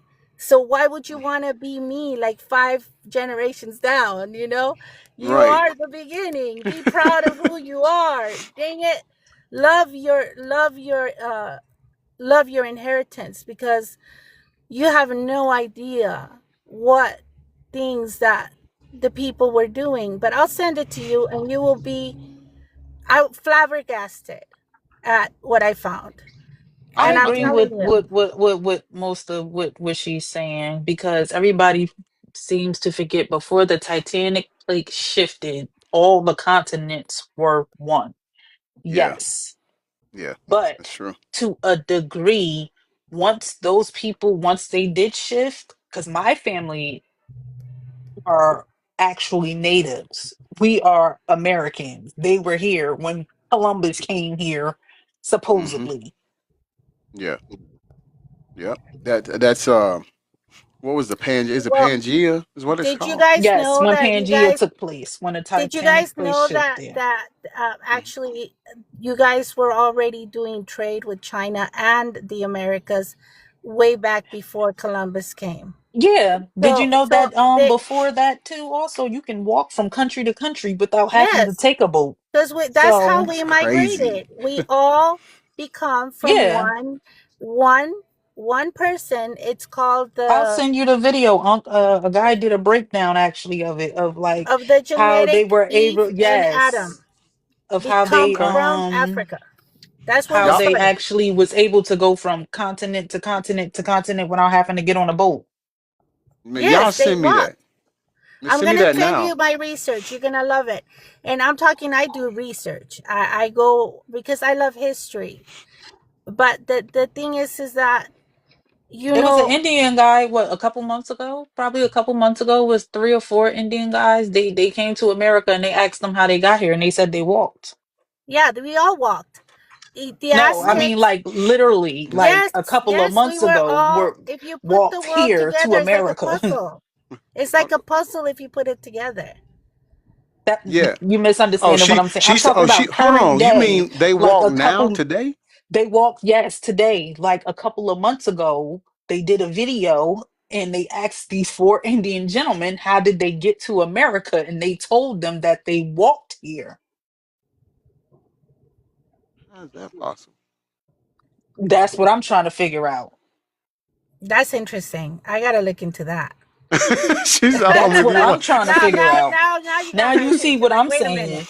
Now you see what I'm saying. I'm like, how is that possible for them to Well, walk from India to America? If you think about how the map actually is, how is that technically possible? But they asked them, and all 4 of them said they walked there. Like they had their little bags and everything, and yeah. I'm gonna need that. I'm they gonna need. walked there. I'm with Aztec Princess. I got to research this because that's something you I don't have No, I to. need see. to You look at the have map to. again and And see we what other have to little teach the hidden kids. tunnels and stuff too. you know. Yeah. We have to teach the kids their inheritance, which is their genealogy, where they come from, and everything, and to be proud of it. With me, I'm from Aztec. I'm from Mexico City, Mhm. Tenochtitlan, and so we are taught our history. This is why I'm such a history buff. We are taught our history in school very early. Very early. They make you feel proud of your genes, of who your ancestors were, because we were warriors. So Mhm. because of that, I've always loved to look into things. But what I found is so amazing that I'm like, if I was African American, I would be so proud because I have those genes. You guys have genes that It's nobody kind of else hard has. to be proud We of don't people have that. that don't, but it's kind of hard to be proud of people who don't, that kind of secretly despise you because of where you're from or where you were dropped off along the way. Well, I I think could see I'm that. I proud could of see my that. gene, yes, but I would never say I'm an African American. I'm not an African American. I am an American. Well, My yes, at this family, point, my we're my Americans. descendants, my Yes. descendants yeah. trace back to is in America. No African gene. Hmm. My when I did my history, genealogy history, it started predominantly. Most of my ancestors came from Nigeria, and then the second was Kenya, and the third was Jamaica. And one thing that I find cool about this is on my other platform on Facebook, a lot of my distant relatives are in Jamaica, and their last name is of course my last name as well. But I've learned from them that over there, and I forgot where they're from, but the family is it's pretty prominent over there, right? But it's cool how it connects all of that. Don't get me wrong. Don't get me wrong. In doing that, I also got to see this country's most heinous crimes too, as I seen that my relatives were also YT. And I Yeah, mean, Hmm. you get me? So that shows, absolutely. right, you feel me? I also want to say something though to you, not to you, but for the indigenous people as well. Here in the Pacific Northwest, a lot of indigenous people, and not only there, not only not Pacific Northwest, not only there, also in Arizona, because my son is over there. Hmm. Hmm. Texas These too. Texas, it happened in Texas too. Um, Texas, New California, Mexico, Arizona, New Mexico is and another New one. Mexico. Hmm. Indigenous people are coming up missing, and Yes. Hmm. this They're country trying isn't to doing erase nothing us. about it. Yeah, They're trying to yeah. erase us. They're going after our women. They're going Mm-hmm. after, they're trying to erase because the people who have some type of culture left, who knows where they come from, and you guys can trace back to, they're trying to erase the 12 tribes. That's what they're trying to do. They're They're trying to afraid we're gonna erase want it the back. 12, yes. And that's why I said in the last one, they need to be grateful that Black people are seeking for equality and not revenge. Mm-hmm. Mm-hmm. And by the way, people, indigenous people and African American or Africans, no, not just Africans and indigenous people, they did link up and they Of did make course. kids, beautiful kids, right? And so And Hmm. continue to do so. yeah, yes, absolutely, absolutely. So And continue let's to do band so. together. Let's band together on that. When this whole I used to immigration say that thing all the passed out, time. You look at let me certain tell Hold you, on, people, you can hold on. tell. You can tell. You can look at Aztec and tell that she's from that heritage. I don't care what they say. Asians, Mexican people, Hawaiian people, um, all of you have a distinctive look when it comes to your facial structures. That's a good thing too, Aztec Princess. well, I'm Mm-hmm. gonna show you something. Let me show you something, so you Hmm. kind of see what I'm talking about. Okay, I'm gonna show you Okay. two things. Let me see We where have is we it. have indigenous in our family as well. My grandmother has this high Mm-hmm. cheekbones. Cheekbones, you can tell. The Yeah. eyes, the eyes are a signal. The cheekbones is the second signal. Mm-hmm. You're right. Those are the two main things. Mm-hmm. Okay, I see. I hope it worked. I want to show you this picture. Hold on one This How is do I second. put her in a big screen? Yeah, I was trying to put her in a big screen. Mm-hmm. this, this is my daughter, And Oh, she that looked and just is. this like is Saka. Is that Sacagawea? no. This is at the Woolaroc Museum, and it's an indigenous woman sculpture that is over 70 years old. Mm. Do you see what I'm seeing? She looked just like her, like she Your can be a daughter has descendant of the hers. same. Exactly. I was just about to say, like, She's her she looks. twin. Yes. She's her Yes. twin. That's why I asked if that sculpture was Sacagawea, because if you think about the gold coin and you look at it, she looks just like her. Yeah. So when I went over my Oklahoma visit. I went and I did. I I checked this museum out. I'll show you another picture. Okay. Do Dude, you see it? God, it's so like the features are so dominant. That's Yeah. crazy. Yes. So this guy, his name is Frank Phillips. Mm-hmm.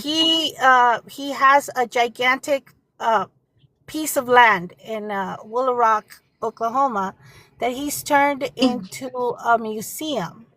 And Mm-hmm. in this museum, you get to see all the stuff that he has from the 1920s that he has collected on indigenous people, Mm-hmm. right? And Yeah. so he actually was adopted by the local tribe as one of them because he was doing all this work and he kept all of this artwork. Let's see if it worked. No, it didn't work. Let me see. I'll show you one more. Oh, you good? I got it on you. You let me know when you. Okay, let me see. I'm trying to. Sometimes my brain and my mouth don't work at the same time. Look, I was doing that earlier. Yeah. Let's see. Is it working? There we go. So he has a gigantic stock of this art, and actually has art of That's that amazing. shows the people coming off of the boats to colonize. Mm. So so he kept a gigantic trove of history in this museum, which you can visit for free for children. Mm-hmm. The museum is completely free for children because he wanted kids to have access, and adults pay like $15. It's a That's still gigantic good. land and animal preserve, so you could see the museum, Mm-hmm. and you drive through an animal preserve where the animals are loose. Like the buffaloes and things like that, Yes, and you could see buffaloes. You could see what are the other ones? It's not buffaloes. The other ones, the gigantic ones. there's buffaloes. There's eat elks. Elks, Um, moose. yeah, moose. There's He's hmm, I'm trying to think of what all the ones I seen while I lived in Nebraska. Um, I mean, this beautiful place. Oh, here you go. oh yeah, there's the buffalo. Yeah, yep, That's a buffalo. Hmm. yep. You see that? So Mm-hmm. this is something that he left behind as a gift to the people to come in and drive through it and see these animals that he's kept and look at Mm-hmm. his gigantic collection of indigenous art and artifacts. Man, that is neat. That is beautiful. We Yeah. have something here. It's called Etowah Indian Mounds, but it's nothing. It's nothing like that though. That it's they got just the pyramids and stuff like that, but that's different. Thank you for sharing that. Let's give that up to Aztec Princess, W Aztec Princess, W Dot in the live. Yeah, but you could Man, see our roots. You could see it. I mean, you got a child of today looking exactly like a really old. Identical. Hmm. Yes, twins. Hmm. Yeah, That but shows I you how deep that is. That genealogy is. genealogy. Yes, and we got to give our kids that. We have to start giving them the history and the genealogy because it's amazing. It's amazing. I'm going to send you all the stuff that I found Hmm. and your mind's going to be blown. I'll be waiting for it. I'll be waiting for it. Matter of fact, we're about to end the broadcast anyway, so you can just get to sending that now. I Yes. need what you talking about. People walking here. We Mhm. know that's Oh, not yes, I need to find out who walked over here because maybe they found a way that we don't know about yet. right. That's what I'm thinking. I'm like, so is there a secret passageway we don't know about? Not You only know? that, let me tell you, I hang out with a lot of indigenous people, and there's this guy. I'm gonna send you his profile, and he tells the story that his elders told him about how we came to be separated, and Hmm. how what is it that our gifts are? Because apparently, we were separated into four tribes, and the four tribes have different strengths, and but at the end of it, at the end of the story, it says that when we come together and we fully when we come together, our powers are going to be so strong that it's going to make a fifth race. So there's four races, but when we come together into our Hmm. full power and come into peace, because we got to come into peace and unity, then we're going to have a fifth race. And you said you have information on that too. I can see.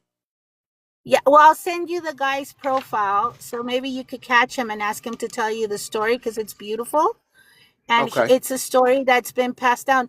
I like hanging out with the indigenous people because they have very strong oral tradition, and they're still the mindset is still on the way it used to be. They Hmm. preserve it. They love it, they adore it, and they preserve it. And I love hanging out with them to learn, especially the Hopi Indian.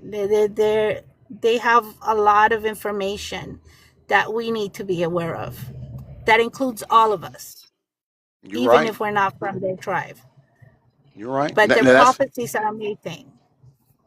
that is one thing I miss about my great grandmother. And you are right. The knowledge that they hold and the knowledge that they share, even down to remedies to help us feel Yes. better. You know, Yes. I'm like, quick story, quick story. I don't. I was running a fever. I don't know what was going on. I was running a fever, and my great grandmother, she told, she said, "Go in, baby, go in there. I want you to wet a towel. When you wet that towel, I want you to fold it over." And she's like, "I want you to put it around your right thigh and just lay down, baby." I'm like, "Okay." I did it. I fell asleep. Next morning, I was great. But today, it's get you some Tylenol, get you ibuprofen, or whatever. I can't say the word on it. I forgot. But IB stuff, or things like that. These are stuff that we're putting inside of us. But the thing about my great grandmother was they didn't have all of that. They used the earth.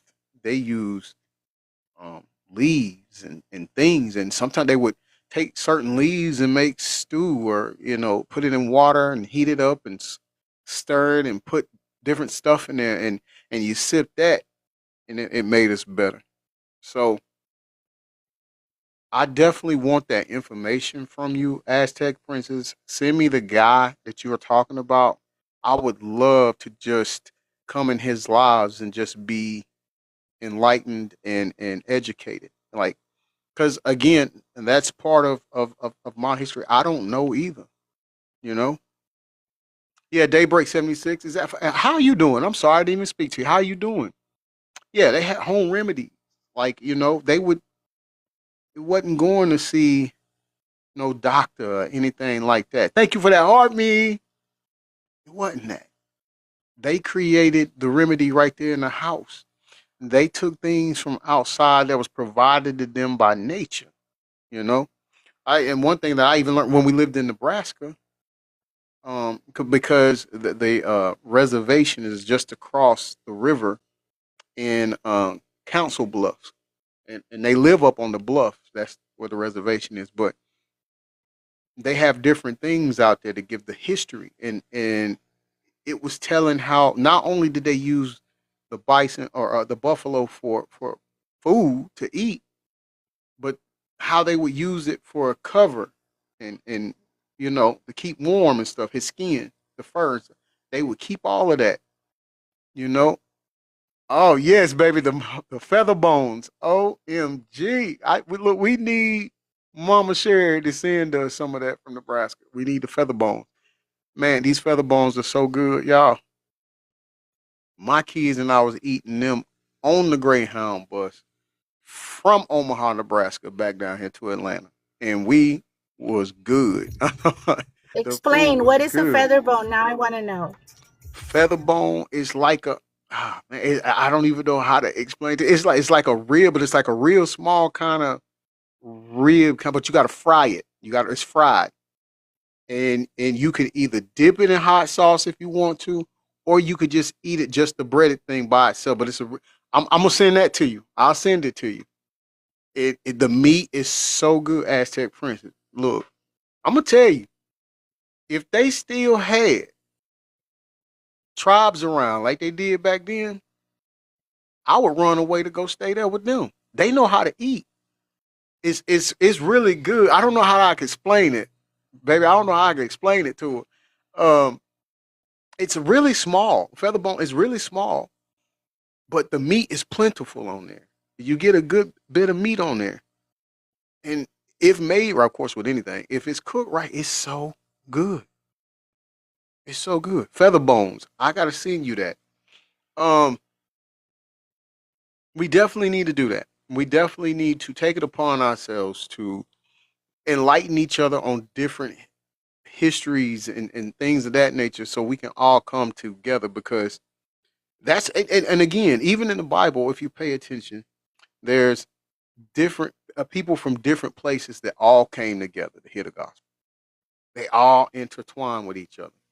I was just watching yesterday because I've well, ever since service Sunday, I've wanted to go and research what is the Mount of Olives. What does it look like? The place where Jesus ascended to heaven from, and that his return will be right there on the Mount of Olives in that spot.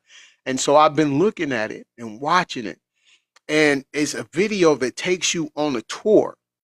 I can't think of it, I don't know who the content provider is. I have to go back and look. Let me see. Hold on. I may actually have it on here. Let me go see. I'm pretty sure I do because I was just watching it. But in any event, there's a church, and outside the church, it has the prayer. Because remember, the disciples asked Jesus if he would teach them how to pray, and so they would meet at this particular place, and they would sit around. He would teach them how to pray, and outside of the church today, outside of the church, they have that prayer and is written in different languages. And I just take that, and you have to think if it's written in different languages, same prayer, different languages, it's universal. It's for everybody to know. It's not just for one set type of people. You see what I'm saying? And so that's what we have to get back to. Um, it is the Holy Land site on YouTube. The Holy Land site is the one who does the tour, and it's three different segments of it. Um, go and check it out. Go and check it out. But the Mount of Olives is where they started out at, but it goes to different places where Jesus was, and it's just amazing. It's amazing. But we all got to come together. We all got to know each other's history or lineage, and just put it together because It's one race. How many of y'all know that YT isn't a race? BLK isn't a race. We never called ourselves BLK people. We never did that. That was done here to create separation, to pit one against the other. Exactly. Huh? That's what it is. That's what it is.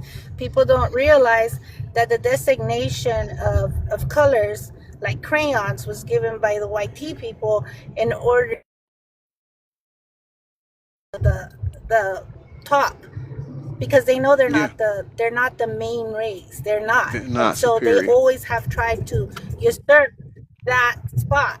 And so they make themselves, this is why we're going through what we're going through right now, is because of their fear that they're losing Mm-hmm. ground. You Their got that fear right. that the indigenous people are going to want their land back and they're going to get thrown out. The fear that they're no longer going to be able to take advantage of everyone who don't look like them. So, I mean, these are things that if we know about our lineage, then we know who we are, right? Mm-hmm. And we don't allow that type of talk. We don't even entertain them, or even, because in a way how we treat them, and we, that's why they come up and they say, hey, do this and that, and a lot of people of color will turn around and kind of oblige. Oh, they're crazy or whatever, and you're obliging them. No, you don't give them that. You don't give them Right. that idea that they're ever going to be able to talk to you disrespectful and that you're going to give them a pass. No, you properly and in a kind way let them know, no, you're not, and you're going to keep No. moving. Yeah. Right. You don't have to fight, you don't have to throw hands, you don't have to do that, but you can very courteously let them know this is not what you are. But we need to stop granting them that pass to feel like Exactly. they can do these things. We have to stand in our power and not allow that, because this is all done to separate us and to take us apart. When, even like I was telling you, that story that this guy told us, it says that when we finally come together, we're gonna build the fifth race, because we Mm. all have an element, right? like Mm. like black people were given the water element, right? Mm-hmm. Which also includes electricity. So that's why you guys are gifted in sports and dancing, because the electricity moves through you, right? Mm. The So there's a whole explanation. I mean, I heard it once, so Mm-hmm. I'm just kind of trying to remember what he said. And then the Asian people were given wind, right? So that's why they're fast thinkers. They're fast, like the fastest person on earth is an Asian person, right? Like clock. Mm-hmm. Right. So it goes on and on like that. But when all those come together, it's gonna build us the fifth race. And there's tablets involved. I don't know. You got to talk to him. We got to catch him, and you Yeah. got to. That story will blow your mind away, and it'll tell you why these people try to keep us apart, because they don't want us to come into that fifth race, which I'm thinking is going to be the one that is where we no longer have these ideas of separation. And so it's going to be people that have been mixed so much that it's a new race that's going to come of it, I definitely because we want his already see it. information. Yeah, we already see it. We have people that are mixed in the United States so many ways. My daughters are Irish, Portuguese, and Mexican, Mm-hmm. right? Mm-hmm. My older daughters. So you already see the mixing, And they and will. it's going to continue, and it's going to build that fifth race. I'm I ready believe it. I for it. think we're going to get to a place where it's like that's the colors and everything's not going to matter no more, because there's going to be so much mixing involved that that that fear is no longer going to be valid, because it's a fear of different things. that keep us apart. The different people are different, and so we're scared and we lash out against each other when we are really just one gigantic dysfunctional family because we all Right. come from the same mom and the same dad. That's true. You're right. Yeah, You're right. yeah, Yeah. Adrian said that's what yeah. they are afraid Our of. That's correct. It yeah, is. that's the fear. And it's their fear. It's not our fear. We're not afraid. They're afraid. And that's why they act out. And if you listen to what they're saying in these protests and all this stuff that they're going through is, one of the main things is that you will not replace us. You have been replaced. You have been replaced a long time ago. Yeah, That's that's because true. you're fearful. Yeah. So that's what you need to know. I appreciate, and make sure you send me his name, or did you do it already? Yeah, I'm gonna send it to you once I get out of here. I will send you the information I found. I will send you Okay. this guy. Follow him, and when he's up on his window, ask him to tell you the story of the. How did they put it? Tell him to tell you the story how we came to be separated. There you go. That's what you tell him, and he'll tell you the story. It's a beautiful Okay. story. Okay. Yes. I'll do that. I'll do that. And in closing, I want to let people know on here because I don't know how many people aren't privy to social studies or history or anything like that. Understand the Europeans that came here were all people that was ousted from Europe. They weren't good enough. They were peasants, peddlers, and things of that nature. They wasn't of the upper echelons of Europeans over there. And so when they came over here, that's what they basically made themselves. They felt like they could make themselves superior here on new land and rule over other races and other people, right? But just to remind you, they came from nothing. They were ousted by their own country because they were nothing. They were less than. All right. So don't let them think that let them make you think they're better because they're not. They're not.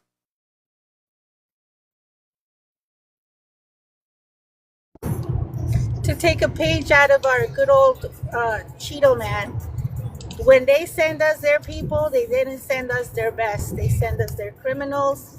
They send us their people that hurt other people and people that were paying off. They were paying off debt, and so they Exactly. were actually slaves themselves. Because America has been built by free labor from the beginning, even from them, and they would send them over here to work on land. And then when they saw how easy it was to develop this land, because it's a fertile land, then they would stay.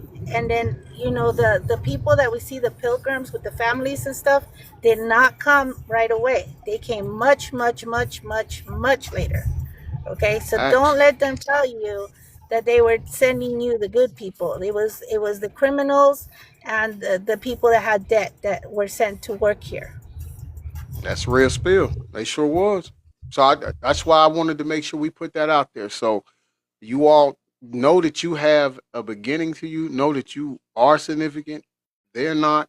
They're afraid that we're going to take over, and the reason being is because they know that the YT race is what is becoming minority because people have mixed so much, even their own have mixed with other uh, nationalities so much that there's no the abundance or the amount of pure YT people is diminishing rapidly, and that's why they're trying to get everybody out of here and get this country back to that. But it's not going to happen. It's not going to happen. All right, we've reached the end of another broadcast of hashtag I'm gonna say it. I have loved the company. I enjoy you all. I enjoyed the show. I enjoy the things we talk about. I thank you all for your input. I want to give it up for my panelists.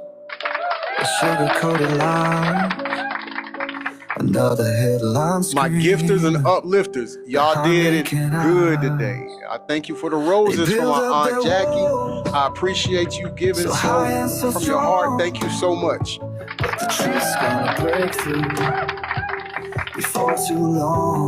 Moderators, Moderators, my moderators, great day at work. You all did amazing, as you always do. You did an amazing job. Thank you so, so much.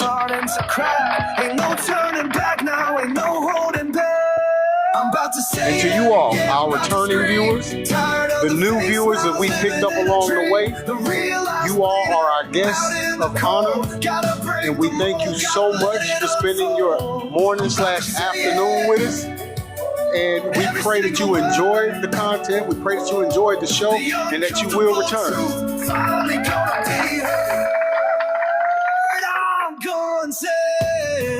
To you all, I just want y'all to remember when you're out and about, make sure you keep your head on the swivel. Be mindful of your surroundings. We are living in a racially tension time. And I need you all to be safe. There's so much hate out there, racial hate. And I need you all to make sure you are safe from that. So pay attention to what's going on with you. I'm not gonna talk no more. I just listen to the theme song. Ignoring the darkness, pretending it's light. In this precious building, it's starting to crack. Ain't no turning back now, ain't no holding back. I'm about to say it, yeah, I'm about to scream. Tired of the fake smiles, living in a dream. The real life's bleeding out in the cold. Gotta break the mold, gotta let it unfold. I'm about to say it, every single word. The uncomfortable truth finally gonna be heard. I'm gonna say it.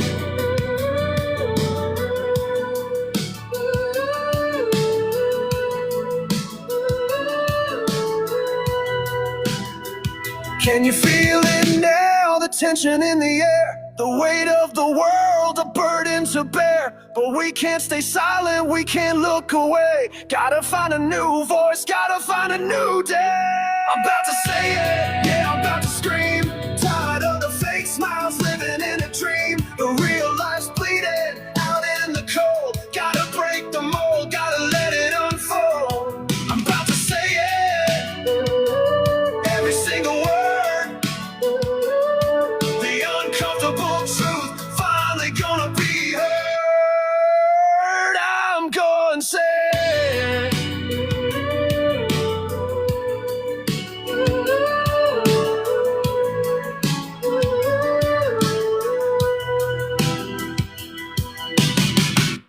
You can be anything in the world. Be somebody. I've been your self-proclaimed favorite news reporter, Mr. Breaking News, signing off from the newsroom. Peace and blessings to you all, and I love you to life.